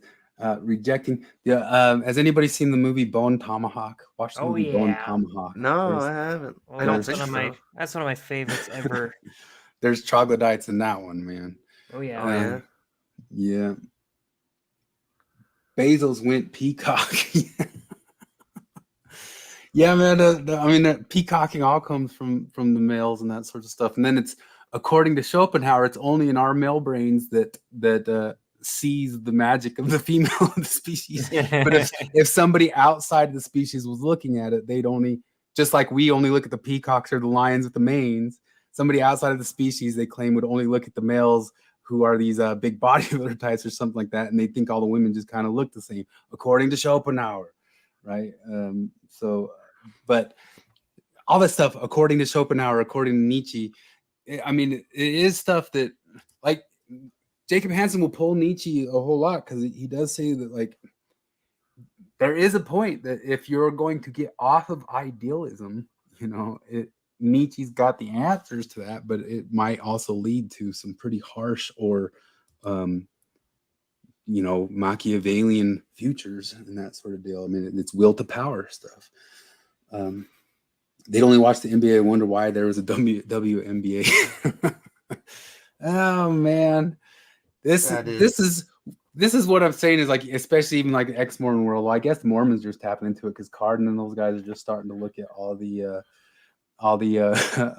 manosphere stuff and saying that it's feminism for women. But he was pulling up some of those guys who are a wolf, like, you know, I'm the wolf guys. There was a guy who was a drummer in my band some years ago. He started one of those I am the wolf guys type things, and I'd see on his face, like, I hadn't talked to him in years, but I think Carden, I took him. It's done. What's that? I'm just answering Carden's last. Uh-huh. Like, Jacob Hansen's philosophy is more intelligent than all his atheist haters. Never met anyone that can take him. Are you going to go on and debate Jacob? Because he wants you to go on the channel. I mean, like, I can, but I already told you, like, he wants to give me 10 minutes. Like, I don't need it. But no, I'll do it. But also, like, Carden, when you build uncharitable insults into your statement, you're not helping your case. You're undermining yourself by saying that stuff. Hey, also, Carden, real quick, Carden, what do you think about Jacob and Jim Bennett showing down and fighting? Yeah, that's an interesting one. Because I know that you're buddies with both of them, and supposedly there was a big clash on Stephen Pinecker's channel today, which we're all excited to get. Just like Latter-day Skeptics or Forrest says here, Jacob gets more hate from Mormons. LOL. That's probably true. I would love to. I'd love to hang out with Jim Bennett at a bar. I think. Why? I don't know. Like, I'm trying to think. Like, he's got to have some crazy stories, right? Like I feel like just being around that level of unhinged, it would just be fun. Who's He the hung woke out at scold here, Carden? he's talking about Who are the atheist haters? Are you talking? Oh, I guess Jim Bennett is, but he's not an atheist hater, but he is a woke bit of a woke scold. I think Although, people Jim Bennett also continually contradicts himself. Yeah, I want to see that. I'm pretty excited to watch that whole thing. But I think for people to watch to go, I mean, you have a chance. You should go on Jacob's channel and just do it so it's done over there. Because I mean, we don't ever have that many people watching anyway over here. Yeah, and bring more people to watch in. Jim's actually really cool in real life. I think the last few years have been tough on him. I think Jim has been tough on Jim the last few years. Twitter atheists hate Jacob a lot. Oh yeah, there's that too. I don't know who Jacob gets more hate from. I he gets a lot of hate for us. Probably more from atheists and Mormons, I'd say. But he gets a lot from Mormons too. Those lobsters. There's a lot of love out there too. The thing with Jacob with me is that because from my years of listening to 10,000 hours of conservative Christian talk radio, like Jacob's apologetics are just really same old tired. I don't have enough faith to be an atheist style presuppositionalism. Like for me, it's just incredibly boring. I've heard that shit literally 10,000 times, and it never changes. It never modifies. Like they never modify their arguments, despite how many times people point out the failures in them. They just keep going around in circles forever. Fry says most debates are a waste of time for people that want to get at the truth. Yeah, it's mostly they're fun though still. Yeah, no, that's exactly. Like, if you take them from that sense of exactly. So Carden says you're a woke scold, Flip. I guess so. Like, I don't know if he's noticed that I keep trying to point out that like I consider wokeness to be our common enemy, Carden. Like, I'm on your side when it comes to fighting the woke onslaught on classical liberal values. Flip likes an apologist? I mean, we're the best Christian apologists? I mean, for me, there's a little bit of a contradiction there because like that's things I keep coming back to is that Christopher Hitchens thing that I keep repeating. Do yourself a favor and say it's faith. Because that's the best Christian apologetic is say, this is my faith. Leave me alone. I got no argument against I believe this on faith. I can't hutch it. But as soon as you try to enter the world of imperialism and objectivity and all this stuff, then you get to play. You've got to play by my rules because you're trying to claim those things. And the answer, by the way, is Peter Hitchens. Down there. Yeah. Peter Hitchens. Oh yeah, Peter Hitchens is good. That's a good answer. Yeah, Peter Hitchens is a good one. William Lane Craig, no, that hack. That guy's God. He is one of the best people ever at sounding intelligent while saying absolutely nothing meaningful. Like he's really masterful. Like I give him credit for his talent. Like he's very skilled at that, but he is basically an intellectual illusionist. He's very good at misdirection and that kind of thing. Most of what I heard from Craig is just C.S. Lewis. William Lane Craig? Oh yeah, he says a lot lot of the Kalam same. He pulls a lot of so much Lewis, but I don't know on the C.S. Kalam thing. Did C.S. Lewis spend a ton of time and I don't think he spent a lot of time in presuppositionalism. I mean, I think that was kind of no. Lewis was a little more thoughtful. Lewis was mostly Peter Hitchens. Morality. Peter Hitchens is not Christopher Hitchens, Carden. Peter Hitchens is his religious brother. That's his big brother. You should watch the Hitchens on Hitchens debates. Those are really fascinating. I am a big fan of Hitchens, and I'm a big fan of Peter Hitchens. Those are two brilliant, thoughtful people that are well worth listening to. So the problem is atheists say self-evident creationism is too hard to believe. Well, I mean, that's not how I'd frame it. And then Shane, when this asks us, no, you should hear how much shit we give Neil deGrasse Tyson. Again, all of your assumptions are bad ones, Carden. You need to ask questions before you make assumptions. You'll run into less problems like this. Yeah, I mean, it's a little bit of that thing of like the not all and that sorts of stuff, and sometimes you're generalizing. But Carden, you group us into your generalizations a whole lot of times, and you know, Oh, yeah. we're not like that. But I am one to give to charitably listen to you and say that yes, and I've been there all along since I first went on your channel, saying that yes, I think on average most ex-Mormons or atheists fall into atheism plus stuff, and we're trying to battle against that sort of deal and that sort of stuff. But Carden, I don't know if you. I don't know if you're in.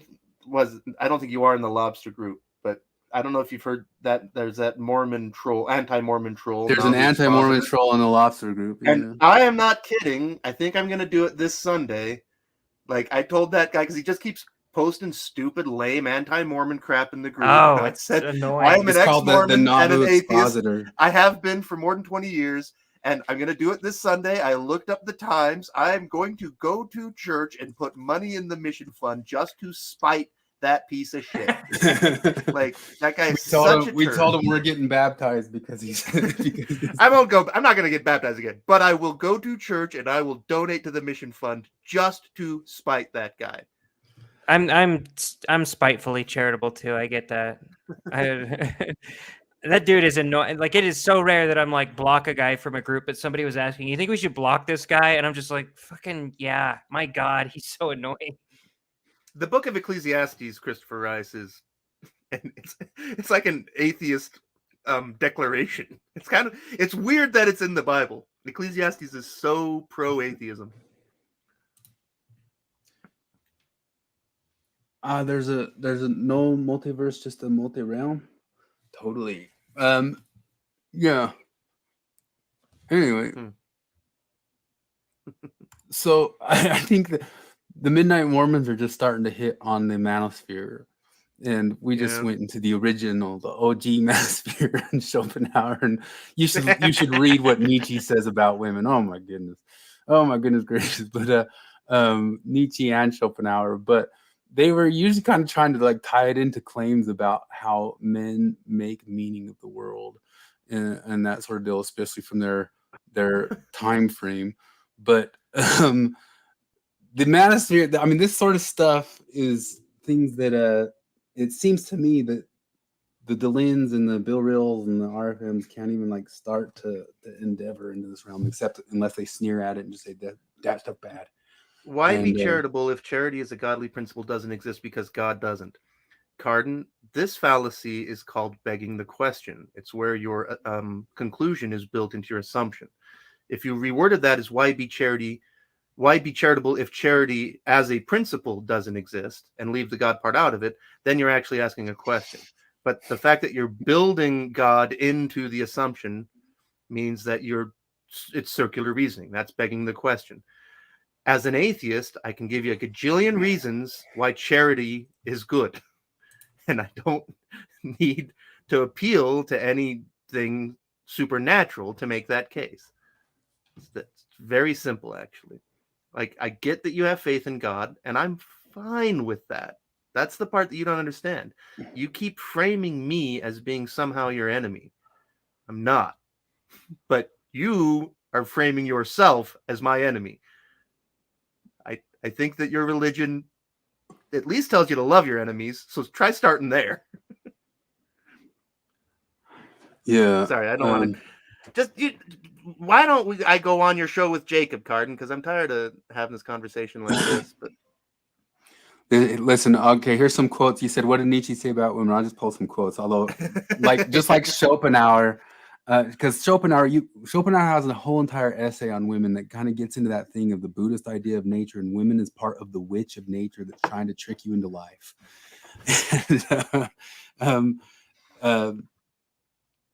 And that life is suffering, and they're just trying to trick you to get life out of you and then to leave you discarded. That's Schopenhauer's view on all that sorts of stuff. But all of your art and all of your religion that you dream up is just your excuse, not just, I keep using that word just, is your way of making it all mean something or tricking yourself into it. According to them, from the beginning, nothing has been more alien, repugnant, and hostile to women than truth. Her great art is the lie. Her highest concern is mere appearance and beauty. Jeez. Why I write such excellent books. That goodness in women is a sign of physiological degeneration, and the women are on whole cleverer and more wicked than men. He goes on to claim that the campaign for the emancipation of women was merely the resentment of some women against other women who were physically better constituted and able to bear children. Cardin says, you guys are always saying things that are logical fallacies when they're not. Okay, well, that's an assertion without any basis. I live in Los Angeles, which is at the very bottom of every slippery slope of woke and liberal dogma. That logical fallacy is the non sequitur, Cardin. Those things are unconnected. Women's love, and that's things like, I'm basically on your side that I do think that it is leftist political ideology that has led to the state that Los Angeles is in. I'm basically on your side there, that there is a nugget to what you're talking about, but you're making an attribution error. Well, so there are about 1,000 people that you will interact with online that I'm sure Cardin is used to interacting with, who will accuse you of logical fallacies, and a lot of those people when they are probably lefty atheists who are Americans who would call themselves liberal, and we're just getting we get cross-threaded in these definitions. We get caught up in it because, like, I freely grant to Cardin that yes, more than average, most idiot atheists online are that way. Yeah, no, there is that. I'll give you that. But also, Cardin, we talk about how slippery slopes turn out to be true all the time, as the three of us. Yeah, well, I've even been delving into some of the different philosophers who point to liberalism over leftism as the original thing that leads towards the disintegration of society. And I can actually back up what you say with some philosophers who claim that kind of in a more thought out or making the case way sort of stuff, instead of sounding like it's like using the boomer term liberal. They do talk about like the starting of the liberalization of a whole society is the what leads to its demise over time.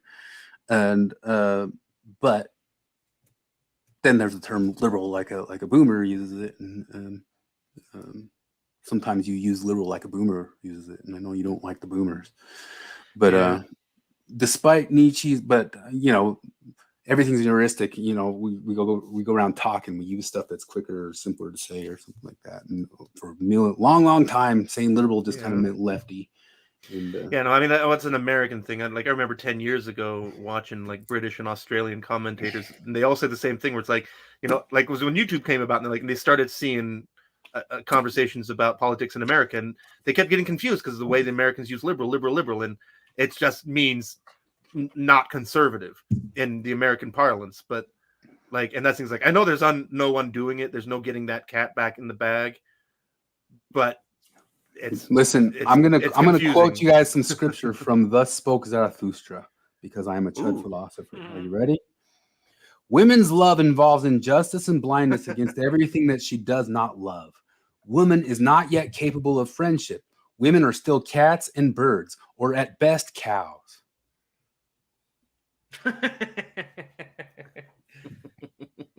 That wasn't Nietzsche, that was Zarathustra.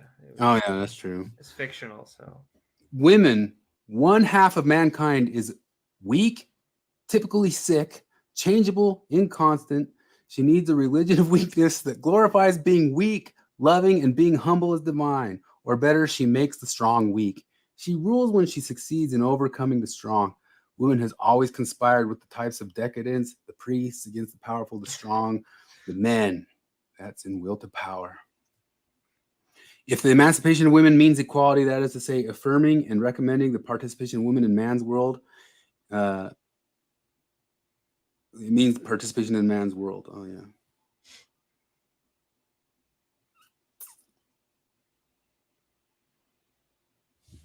Yeah. Cardin is the very epitome of Christian charity, is he not? He's a snarky son of a bitch. Yeah. What's a California burrito? Weren't burritos originally invented in California? Yeah, supposedly it's a San Francisco thing. The word is an American word, American Spanish. Better to be a California burrito or you're more dead to me. What is it? All right, I got a jam. Burritos arrived. It's crusted. Jared pretty well. Tell Flip I'm sorry I had to outwit him again.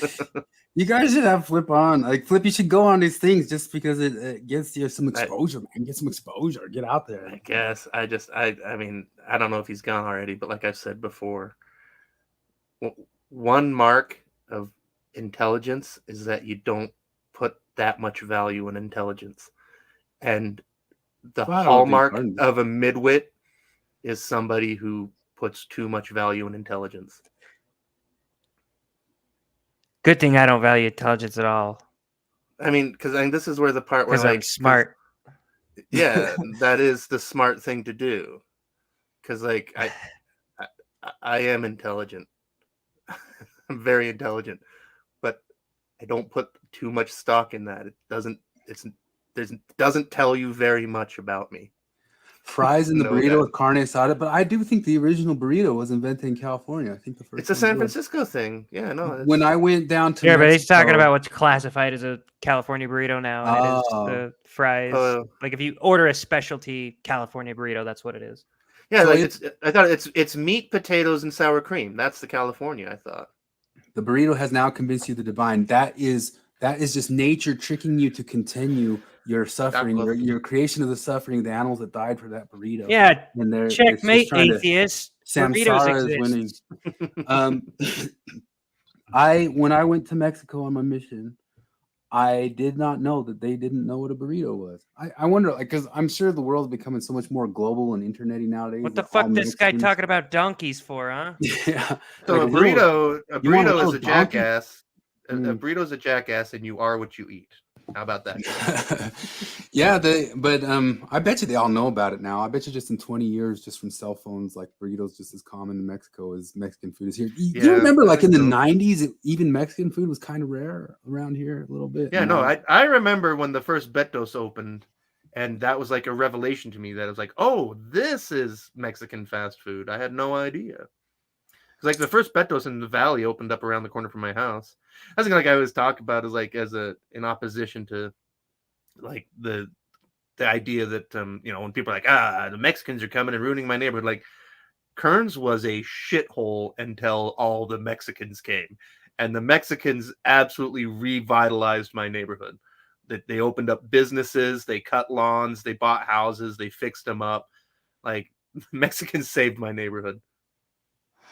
Yeah, what's kind of funny too is like now I see all these Venezuelan restaurants popping up all over. It's just like you do kind of get that thing that when you start seeing enough of the population get to a level, and then their restaurants start coming around. You know what I haven't gotten to yet, and I want to try. I've only seen images of and people talking about, but have you heard about the birria tacos? That's like the new fad. You know this one? Because birria is that like red, greasy stew, and like apparently the big fad all over America is it's like the French dip of tacos. You get tacos served with a big bowl of birria, and you dip them and make a big soggy nightmare. And then the other thing that's related to that is birria ramen. It's ramen, but instead of a typical what's that? I forget the name of it. The dashi base of classical ramen is now they're using Mexican beef stew as a basis for ramen, and that's a whole other crazy thing. Christopher Rice says the burrito was maybe in northern Mexico in the 19th century. I thought there's some California kitchen that claims to be the inventor of the burrito, but they're probably I thought it was. I swear I read that it was like somewhere in San Francisco. So the other thing they don't do in Mexico, at least down in Mexico City, they do not call it a quesadilla.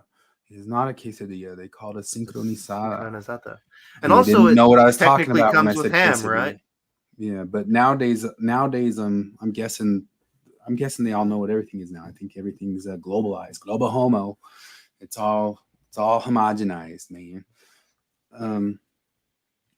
So Dawkins was on trigonometry. I didn't watch it, but I did notice that his face looked like Palpatine on the thumbnail. In 1895, Diccionario de Mexicanismos by Feliz Ramos y Duarte, the burrito or taco was identified as a regional item from the Mexican state of Guanajuato and defined as a tortilla arrollada con carne u otra cosa dentro que en Yucatán llaman cosito y en Cuernavaca y en México taco.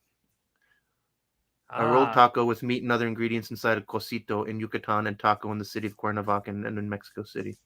Some have speculated that it may have originated with vaqueros, the cowboys of northern Mexico. Well, there you go. I thought it was San Francisco, but according to these guys, it wasn't.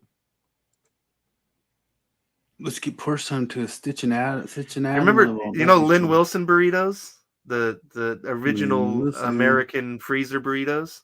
Yeah. Lynn Wilson, the man, was in my ward when I was a kid. Oh, and he yeah. was our home He said he was teacher, and he would crazy bring rich, us. huh?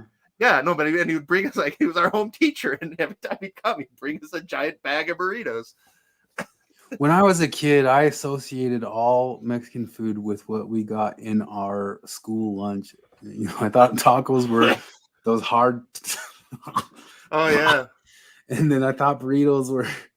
Oh, I get barfy thinking about them, man. I hated that stuff. I don't like. I impress native Mexicans in America when I get served Mexican food because I had a Mexican companion who taught me the way like Mexicans use tortillas at a meal is you take it and roll it into a little cigar and then dip it in whatever. Yeah. And like when I worked, at Utah Foods, when we worked together in catering, like when we do tacos, I did that. And the Mexicans were like, oh, and then I ate a Serrano.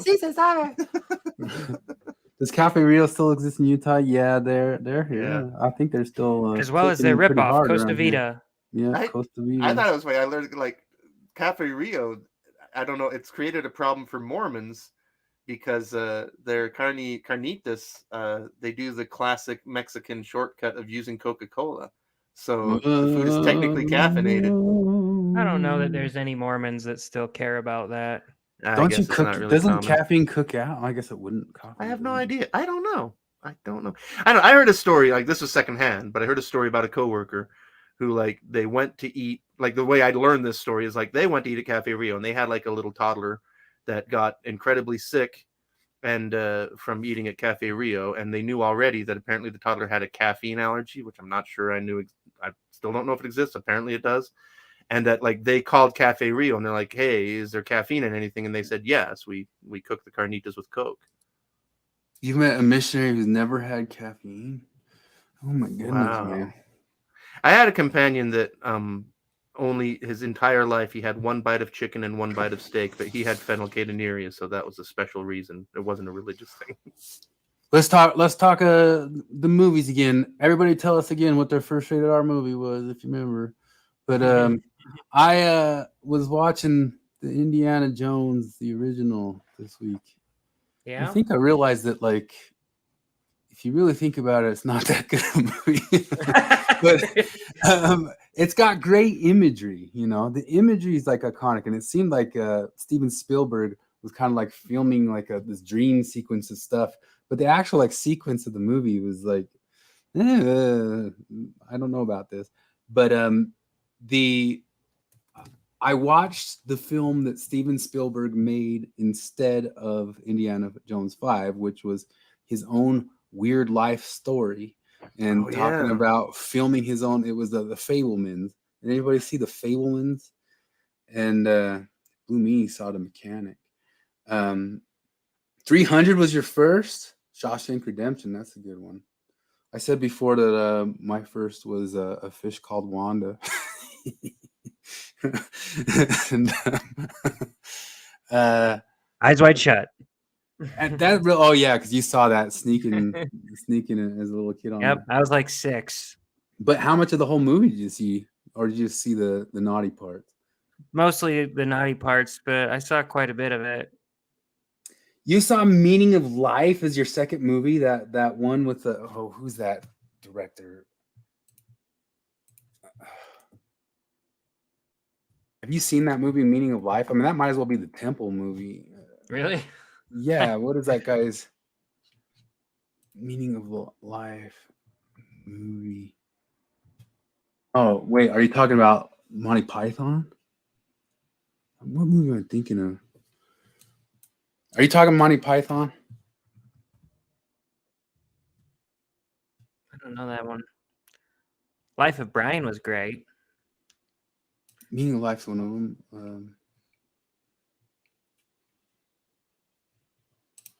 What was the name of that? Holy crap.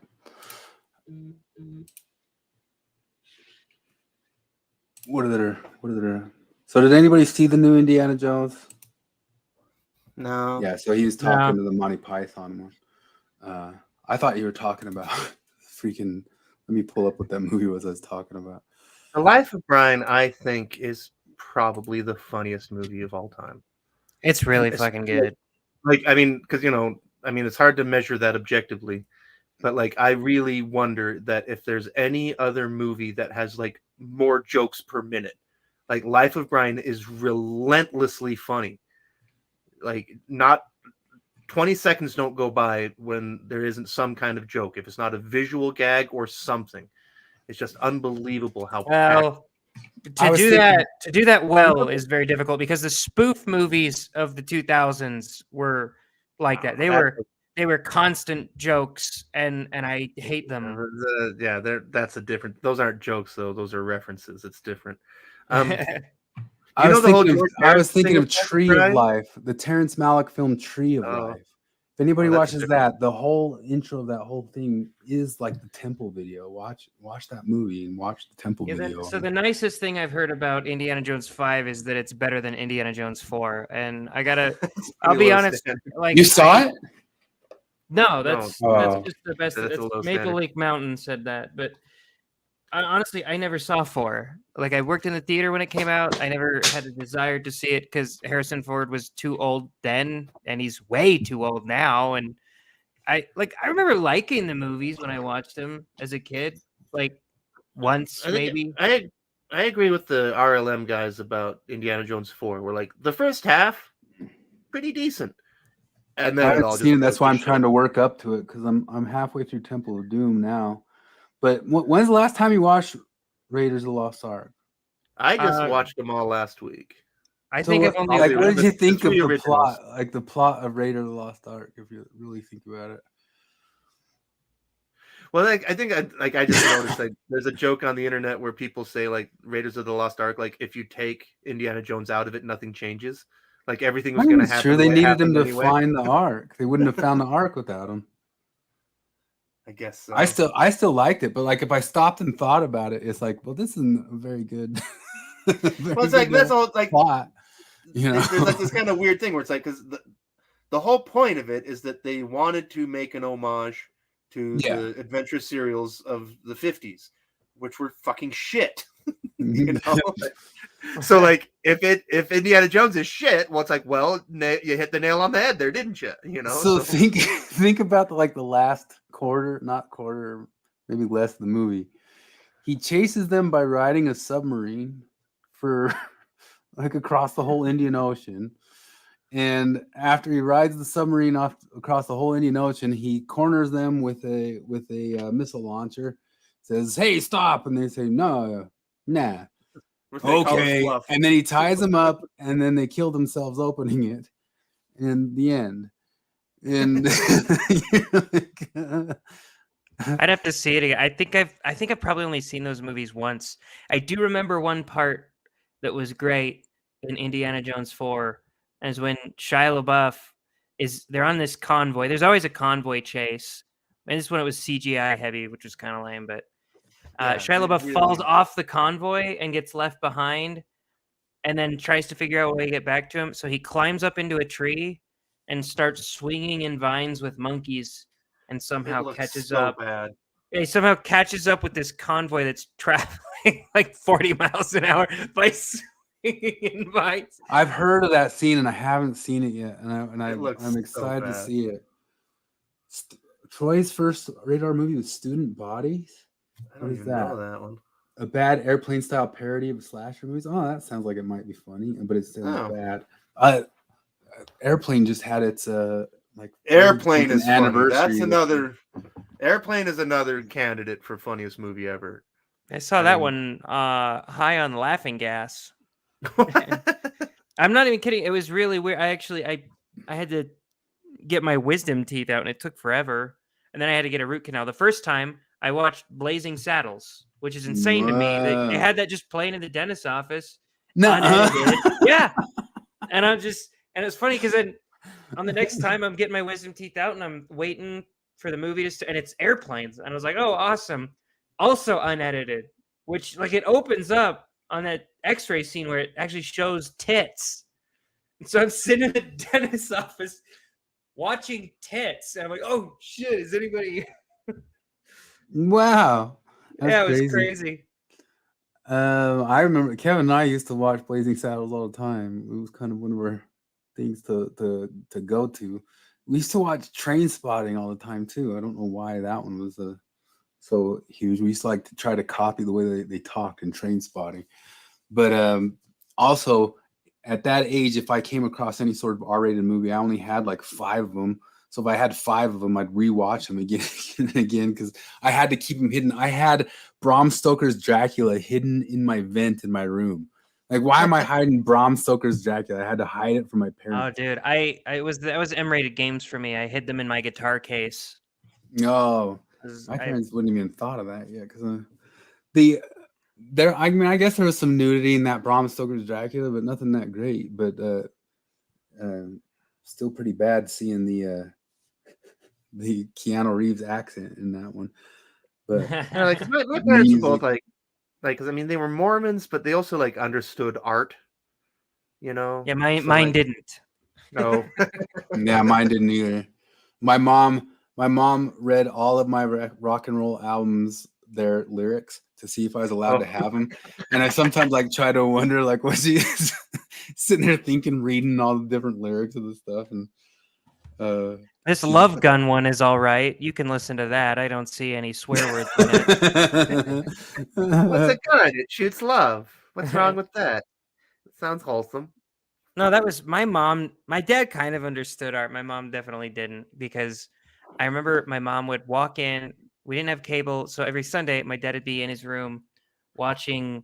It was either Simpsons or King of the Hill, and my mom would always walk in there and be like, "Steve, you can't watch that. That's so bad." And which is funny because it's King of the Hill is pretty wholesome. It's generally speaking a father and a son trying to overcome their differences and love each other anyway. I need to watch all that again. Meanwhile, I my caught enough episodes. dad would remind her every time she said that like, look, you watch a reality show where like 18 mentally ill women compete for a womanizing douchebag in a fake love thing, and the rest of them get hurt. Like, you just watch people hurt, all right? Why is your thing better? Well, because it doesn't say damn and ass. Or when it does, it bleeps it out. Pretty in Pink PG had full-on breasts in it. I don't think I realized. I think I had a. This is one of the tricks of our childhood, guys. Sometimes we had the made-for-TV movie copy, and we never knew we did. We didn't know we had the edited version. Like, or your parents would give us, or I'd get from my grandma some version that was like a tape, and you go your whole life watching the same movie. I had an edited version of Ferris Bueller's Day Off. And to this day, I could probably quote line for line that TV edit version of Ferris Bueller's Day Off. And it's wrong. There's all sorts of extra stuff in Ferris Bueller's Day Off that's a little bit raunchy that I missed entirely because I only had the TV version of it. You know, somewhat related to this, and it's one of the most like, because I wasn't a bad kid, but like one of the most subversive things I ever did was when I was 16. I worked, one of my first jobs was working at Media Play during the holiday season.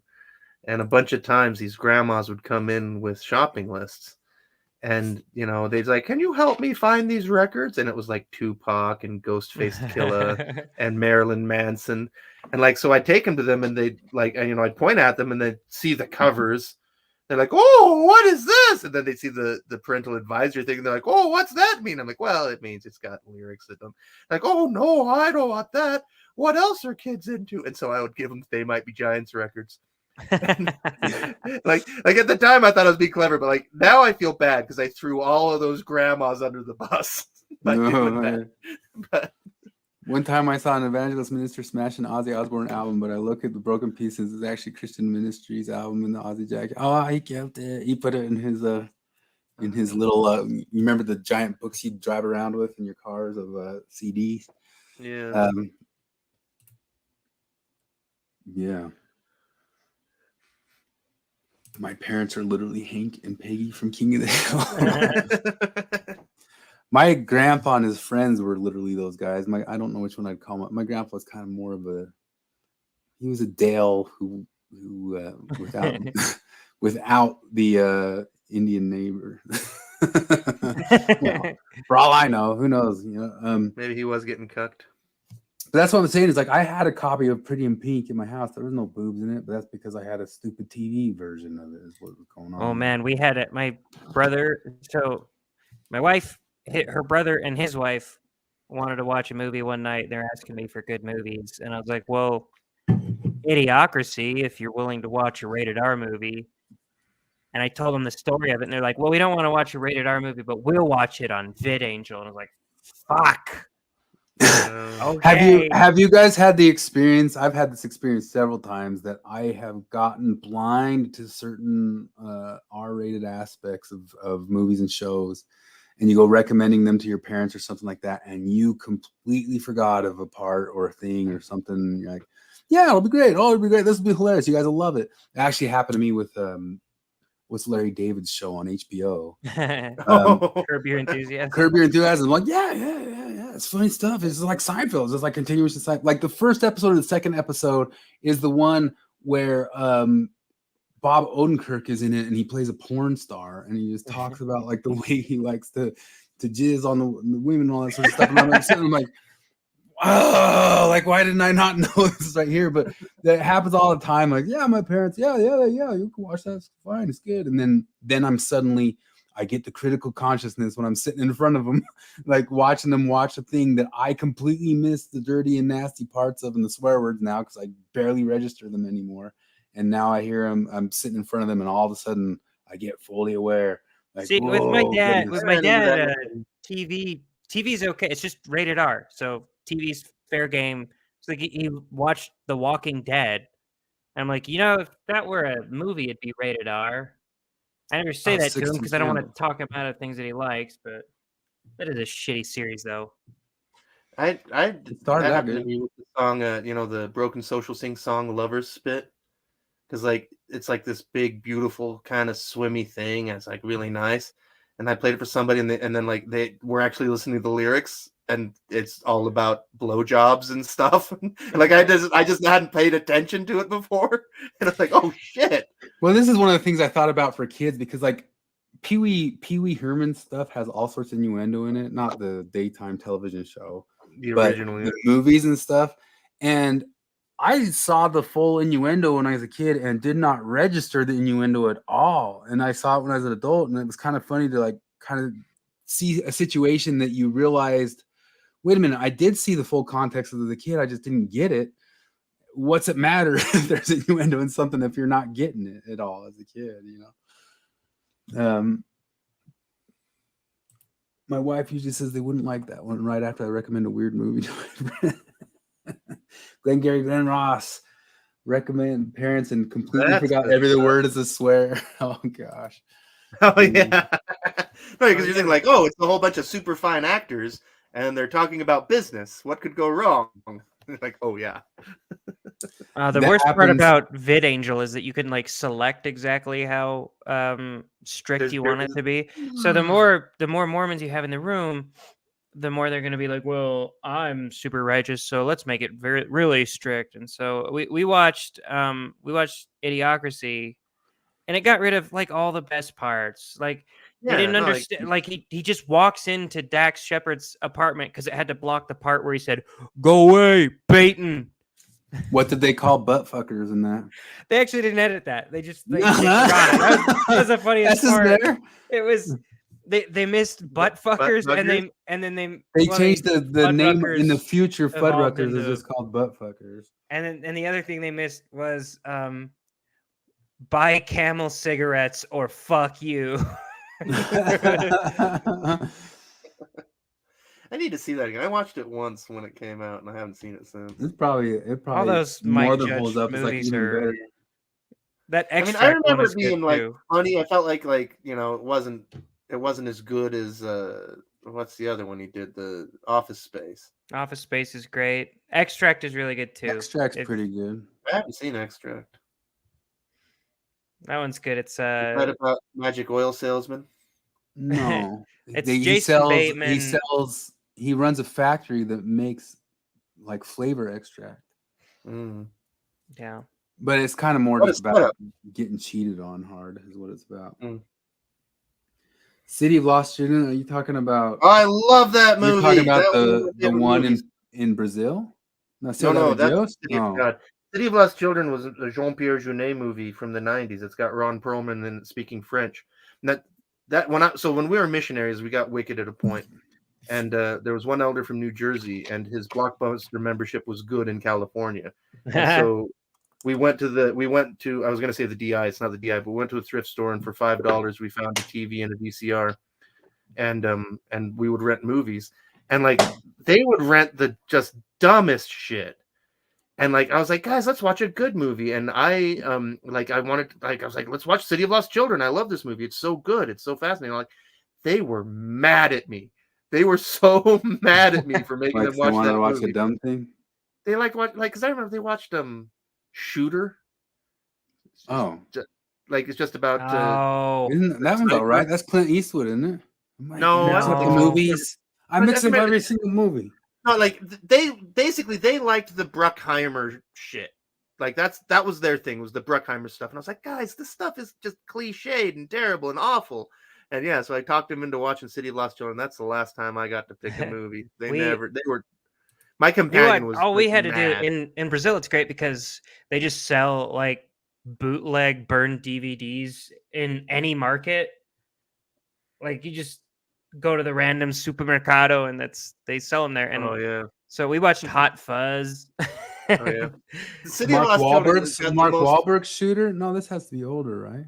No, that was Wahlberg. I think maybe. Oh, that's when you okay. What year was that? I don't know. There's probably a lot of movies about guys with guns, but City of Lost Children, the plot is the most French shit ever. It's like this kind of surreal fantasy, sort of dystopian thing, and the plot is about a mad scientist who has lost the ability to cry, so he kidnaps orphans and steals their dreams. That sounds like an anime. Yeah, it kind of is.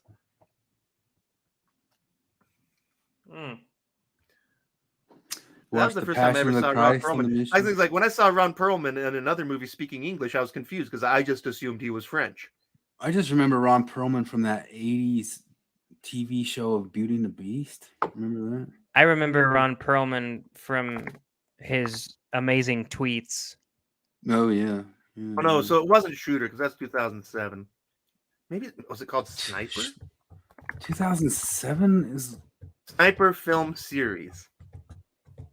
It was American Sniper. Oh, it had to have been Sniper. Contact is a good movie. Still top 10. That's Sagan. Is that good? Carl Sagan wrote that one, right? Yeah, he had some kind of involvement in it. He wrote it. He wrote the book, right? Oh. Sniper. Yeah, I think that was the one. Sniper Shooter. I'm sure they're real different. Good God, there's a lot of sniper movies and they're still making them. You know what? I found out that there was a lot of... So, you watch the Mummy movies, right? I never did. Remember there... Okay, well, there's a spin-off, Scorpion King. Yeah, I've terrible. watched the CGI of that just to see how bad. Well, no, CGI the Scorpion that King was on the second Mummy. That was where the bad CGI was. The Scorpion King is also a spin-off movie, and they made 4 of them. Only one of them has The Rock. They made 4 Scorpion Kings? They made 4 Scorpion, like the all last with The Rock. Wait, no, only one of them had The Rock. Only one was The Rock. And I remember I had a companion who was super into those, and he kept buying those Scorpion King. I know. I saw the Mummy one time, and I'm like, okay.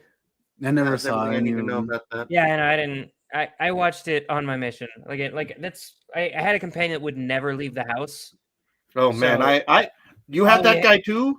Oh yeah, he would piss in jugs in the house. I had that guy. Only when that happened to me, I was living in like a little cement cylinder block with a piece of plastic above us, and I was there for 2 months, and he wouldn't leave, and we had no electricity. I had a nice enough little apartment in Sacramento when I was stuck with the guy who didn't leave the house. But so all we did was watch movies. We'd go up to the supermarket and he'd buy movies, and he loved those Scorpion King sequels. Oh yeah, all I did was leave the house, read I discovered Jesus the Christ again and again and again. We had cable. What a weird life. We had cable and we took one of the little combos from the library to show videos to an investigator. And I saw the Joy Luck Club on cable TV when I was a missionary stuck in the house. Did you guys see You ever see Primer? That's the one with like the hardcore time travel, like trying to take time travel ideas real seriously, but it's real hard to follow. I saw Fight Club when I was a missionary. I saw The Matrix. We watched The Matrix at an investigator's house. And I saw a South Park movie when I was a missionary. So because of my mission, do you know what happened to me? I got to see the Blair Witch movie 100% thinking it was I had no idea. Like I hadn't seen any of the I hadn't seen any of like the marketing for it. I hadn't seen anything. Somebody said, "Hey, check this out. Have you seen this?" And they just showed it to me like it was a completely like random bootleg thing that I got a hold of. And so I had the true Blair Witch experience. Yeah, I had to pretend when I got home that I hadn't seen all those movies because that was when that was when Marvel was actually like kind of decent, you know. And so I was on my mission when the first Avengers came out, and like I remember when I got home, my family was all excited to show me like she's like, "Okay, so the Avengers is out now. You've seen Iron Man 1 and 2, but that's it. You need to watch, and so we got to show you this, but you can't just watch the Avengers. You also have to watch Thor, and you have to watch." And there was a whole list. I was like, fuck, I've already seen these, but okay, yeah, wow, Avengers. One of the first movies I saw when I got back is probably a bad one for Return Missionary to watch, but it was Me, Myself, and Irene, and I laughed my balls off at that, but it might have been just like extra funny because I'd actually followed all the rules on the mission and all that stuff. I hadn't watched a movie on the mission. I did that for a year.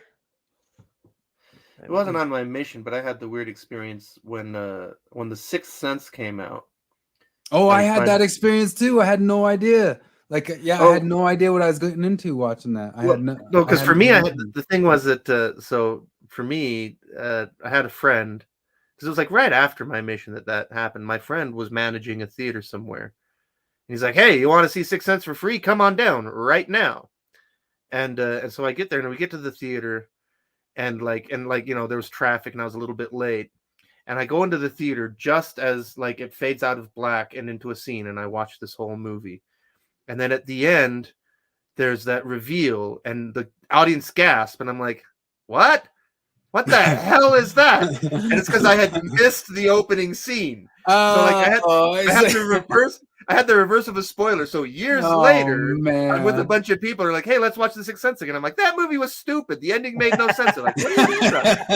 And then like the movie opens and there's that opening scene. I was like, "Oh!" And everybody's like, "What?" And I'm like, "I never saw this part. Now I get it." That's funny.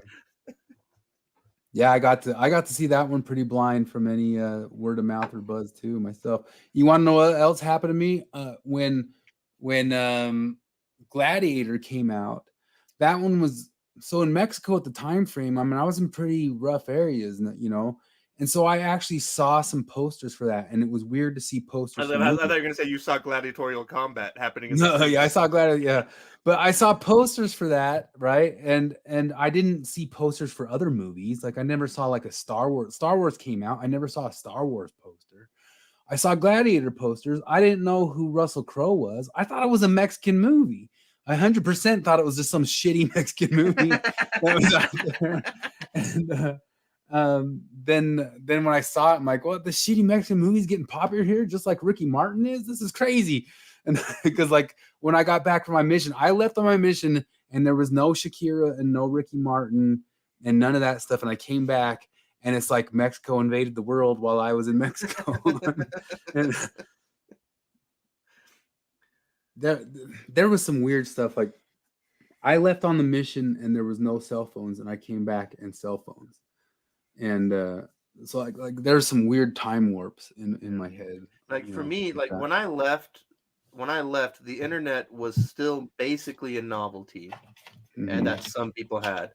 And then I got home and like Napster had happened, and then and it was available to everybody. There was nobody that didn't have it, and like I felt like I time warped from a land before internet to a land with internet. Yeah, I time warped from non-cell phone world to cell phone world. Michael Jackson died on your mission. Oh, I know. I remember Was that that 2006? 2009. 2009. I'm gonna guess. Oh, we're playing The Price is Right with Michael Jackson's death. Yeah, smartphones happened when I was on my mission. Yeah, Napster happened when I was on my mission, and I remember a member kid telling us about it, and I was like, "But is it stealing?" He's like, "No, it's fine. It's just on the internet."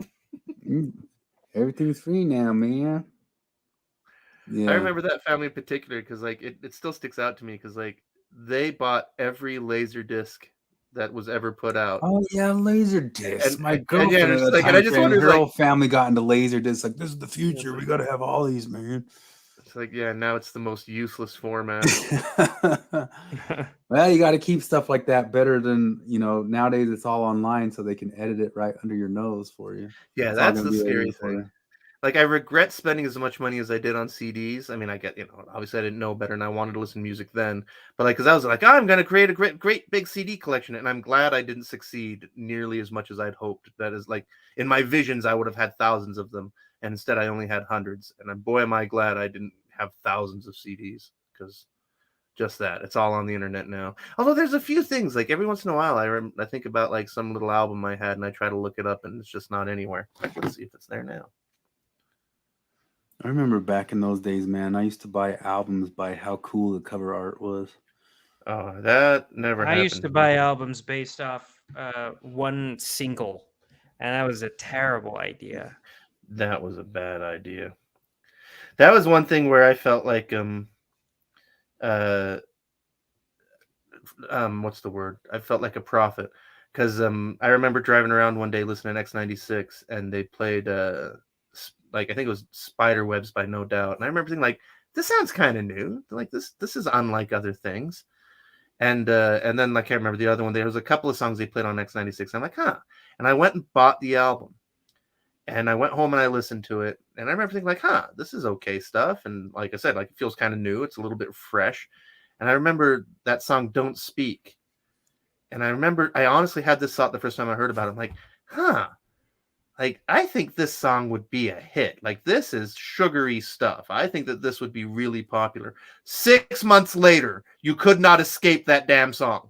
It was literally everywhere. That's things like that's one of the things I can say. Like, I bought the No Doubt record before everybody knew what No Doubt was, and like I never loved it. Like, but just that. But I remember that "Don't Speak" things particularly, just going like, huh. There's only two bands. I think it would take off. There's only two bands that I got into before they hit major super popularity, and they were my friend and I. We knew who Dave Matthews Band was before the world did, and the other one was Modest Mouse. We were way into Modest Mouse before they had their big hit.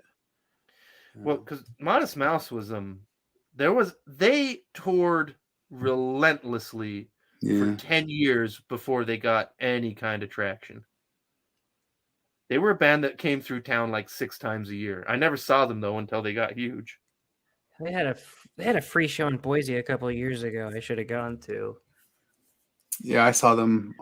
They're opening for Pixies in September. If anybody knows the dance club in Utah, Bricks, I saw them at Bricks before they were big. Wow, Bricks is old school. Yeah. Don Lennon's Dave Matthew parody? No. I would hear that. Yeah, if any band got way overplayed, it was them. But I mean, it's kind of funny how they became a little bit like synonymous with something like I don't know, like a Nickelback or something, because they're way more talented than that. But they still got, I don't know, I guess they just got too popular for their own britches.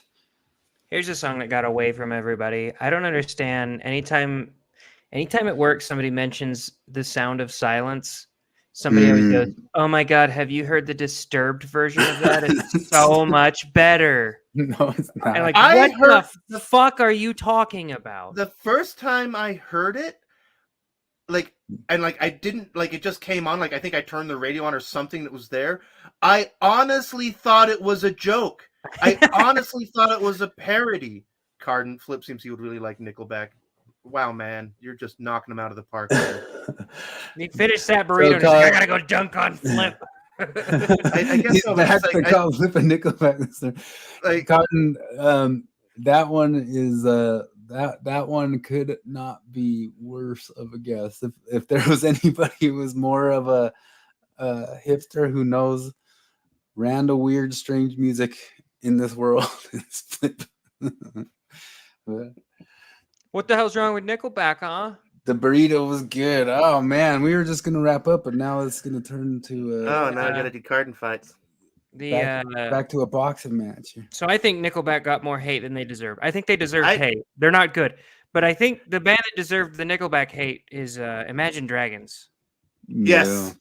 If everybody hated Imagine Dragons as much in the next 10 years as they hated Nickelback in the last 10 years, I wouldn't say what I say about Nickelback now. I wouldn't then say, you know what? Imagine Dragons got more hate than they deserve. I'll be like, it's never enough. I mean, like, I watched that little documentary where that guy kind of goes through, like, I can't remember. Some comedian made an offhand joke about Nickelback. Because I mean, like, Nickelback was, I mean, they were bog standard jock rock.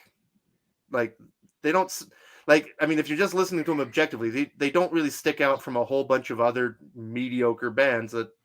They just got hate because they got more popular. They were the mediocre Yeah. band that won the lottery ticket of being the popular one. Yeah, there you go. But they set about to achieve a goal and they achieved that goal. That goal was to write popular music and get laid. And That's the thing. I don't think they claim to be deep. I think Dan Reynolds probably claims to be deep. It's really too bad that all of those Provo bands, like I always hated what was the angry crunchy Provo band? I can't think of their name right now. The Neon Trees? No, because they were next, like Neon Trees. Oh, you're talking about way back.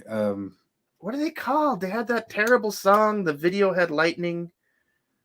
And they're like, the crunchy, angry, screamy, emo band. And they were like the first of the big Provo scene. And then there's Neon Trees and then Imagine Dragons. And they're all terrible. Just all terrible, terrible bands. What were they called? Damn it. Remember when Aerosmith got mad at Mark Zuckerberg? Emo.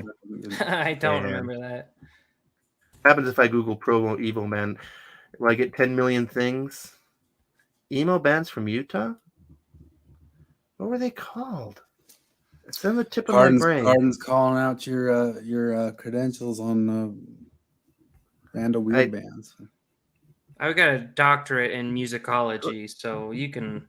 Garden, we're talking about terrible music. Why would you associate that with my knowledge on good music? Like we're specifically talking. I think I couldn't be more clear that I'm talking about bands that I think suck. Or are you tipping your hand that you actually like this garbage? There's Maybe some new what's band going out on. of Provo. Have you heard that new band out of Provo, Carden, that's talking about their exit from Mormonism and they're getting all popular? They're NPR popular now for them. I bet it's a their really name? original song. Like I bet it's a story. They won the Tiny Desk concert, Sunny Day Real Estate. Yeah, I saw you mention that. I haven't listened to them. I never got into Sunny Day Real Estate, but I did like one of the guys from Sunny Day Real Estate put out one album as a band called The Fire Theft, and I bought that album, and I actually really like that record. That's a pretty good record. Not glorious, but pretty good. Yeah, so speaking of Mormon exit stories, do you remember Tyler Glenn's solo album? Because I never listened to the Neon Trees very much, but Tyler Glenn's solo album was pretty god awful. The Used. That's the terrible band I'm thinking of. The Used. God, they suck. I bet you that's Carden's favorite band. Carden's a California dude, man. Oh, that's right. Look, I probably disagree with Carden on music as much as you do with him on morality and philosophy. I mean, I don't know anything about Carden's view on music, but I'm guessing. I'm judging him by the. Nothing is more pathetic than a Provo band who gets angry at their wildly wholesome upbringing as an attempt for street cred, so the atheistic neoliberal establishment will appreciate that. Some things are more pathetic. Yeah, but I'll agree with that. But Yeah, no, there's like multiple things. I basically agree with the sentiment. Yeah, It's pretty embarrassing when, yeah. yeah, no, there's NPR, that kind of thing. Tiny Desk, Winter Provo. What are their names? Little Moon. Sorry, I'm from Los Angeles. I don't need to listen to crappy music. Now that's irony. That has to be irony. Hey, talking about LA New Wave, Possum Dixon. That's good stuff. They were LA New Wave. They put out 3 albums in the 90s, and they were excellent. They did not get the love they deserved. Their first album was absolutely wonderful. Carden has no idea what I'm talking about. Carden's a Backstreet Boys kind of guy. I'll admit I listened to Backstreet Boys, but I was in 4th grade, so give me a break. Can't click on that, I'm sure. Announcing the winner of the 2023 Tiny Desk concert contest. Oh, isn't that Provo people? Yeah. I Do just they saw have the a line picture, in- and there's a man with a dress in it. I'm like, oh, okay. Did they have a line in one of their songs about how oppressive it was to have to get a notarized letter to escape the Mormon church? Yep.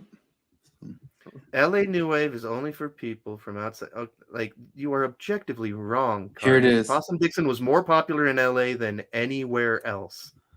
Emma Hardiman told us the song was written under heavy circumstances. Her mother-in-law was in hospice care while she and her husband, bassist Nathan Hardiman, were in the process of leaving the Mormon church. Whoa. Mormonism believes in life after death, resurrection, and eternal family, she said.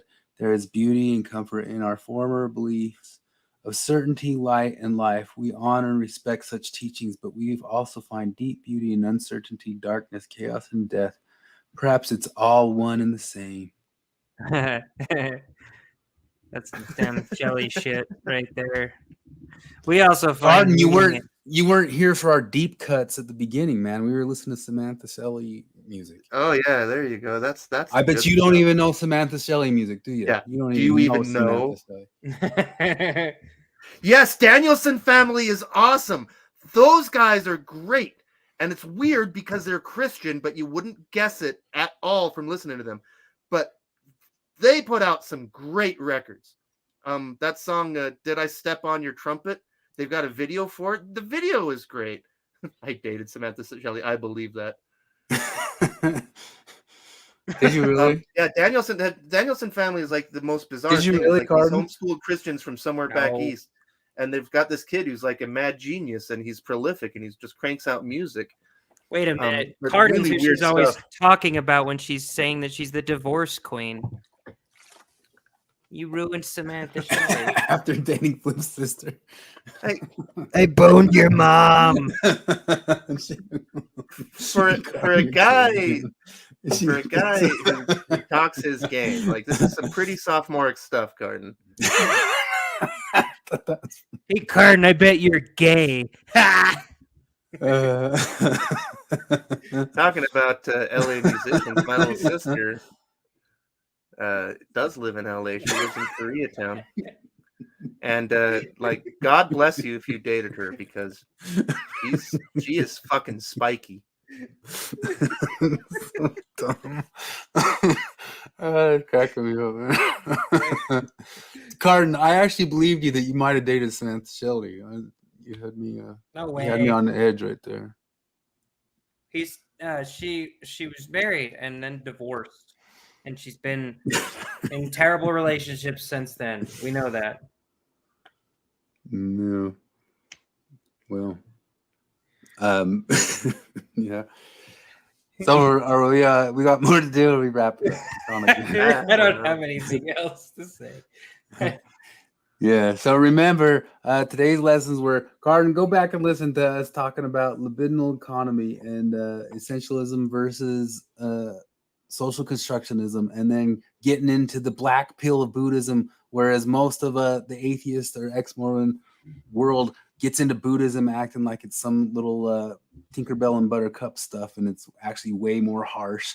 And then Schopenhauer and Nietzsche and how they tried to resolve it, and how they were German 1800s incels and all sorts of stuff. You caught us on a roll of dunking on right exactly what you'd want us to dunk on, and then you came in and peed in our parade, man. You peed in our party, man. But no, it's good. It's funny. Okay, next time we'll be covering race and IQ. So stick around. Yeah, Cardin let's is get an into expert weird. on IQ, so we'll bring him in for that some more. You guys are so salty at each other. It's the funniest. Liberalism was stolen by Flip's atheist buddies as sacrifice to the false idol and wokeism. Okay. Cardin, when are we gonna do like all the atheist boxing matches? Right? I don't know if you heard a while back. I challenged if they didn't want to do a boxing match because Forrest is here and he said he can't do it because he's enlisted. We should do an atheist versus Mormon or post-Mormon versus Mormon physique competition. I know. Oh fuck. Yeah, we could do that. We could do. I know that Quake has been working towards that. So we do that instead of pummeling each other. But you never said that. You never said what, Forrest? That you couldn't compete or something like that. I was saying we should do a physique competition or something like that. We'll do one of those slap offs. Yeah, but we put some time into it.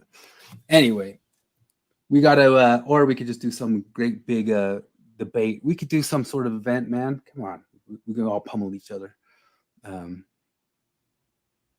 Whatever. Atheist boxing match is going to be funny. I don't dare take off my shirt around you, around Flip. Yes, any day, but you know. That's a little bit gay.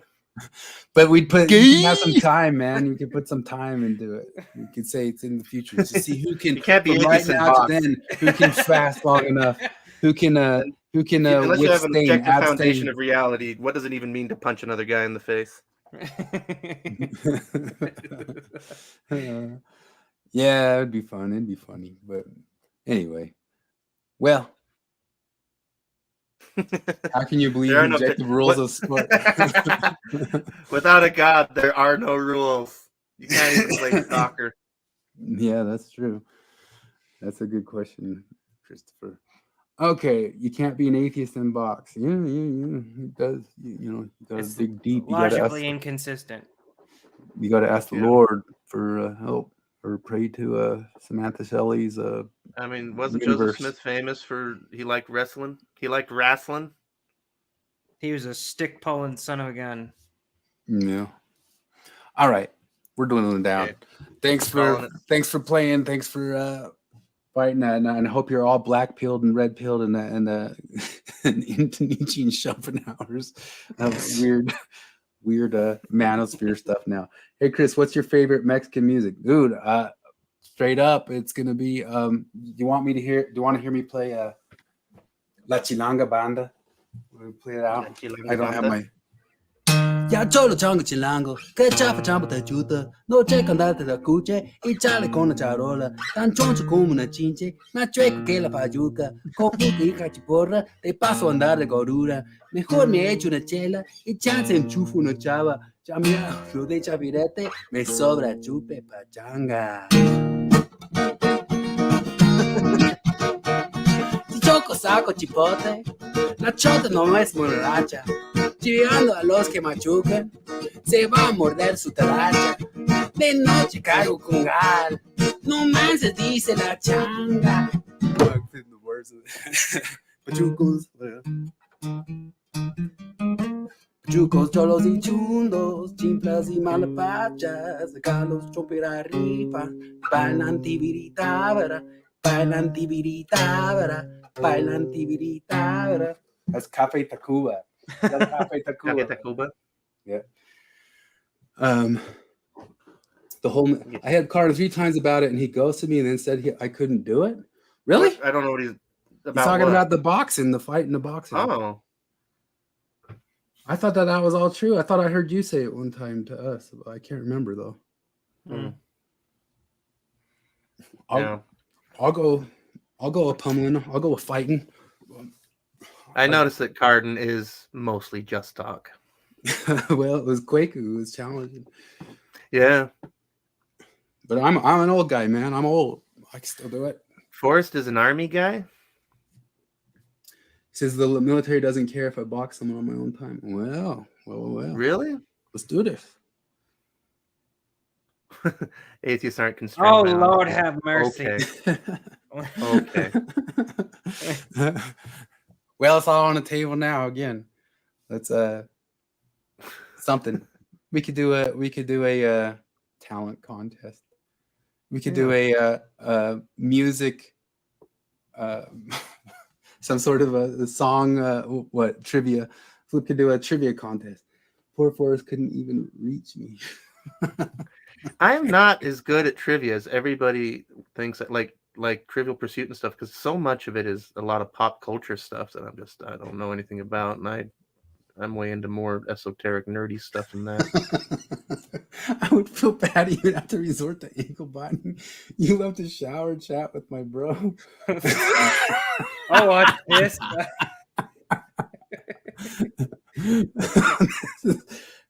Carden, this would be such good stuff. I knew Carden was gay. Yeah. Nothing wrong with that, Carden. Not that there's anything wrong with that, Carden. No, of course not. As an atheist, I don't care. Yeah, I have no moral foundation to call gay. Yeah, that's right. I have no moral foundation. But Jacob doesn't like that, so. I have duty. I have duty to God and my country to prove my atheism. All right.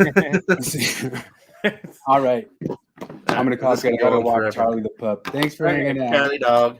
The Boxing Commission of Utah said no, and I tried showering with Jacob, but you wouldn't get out of the way. What?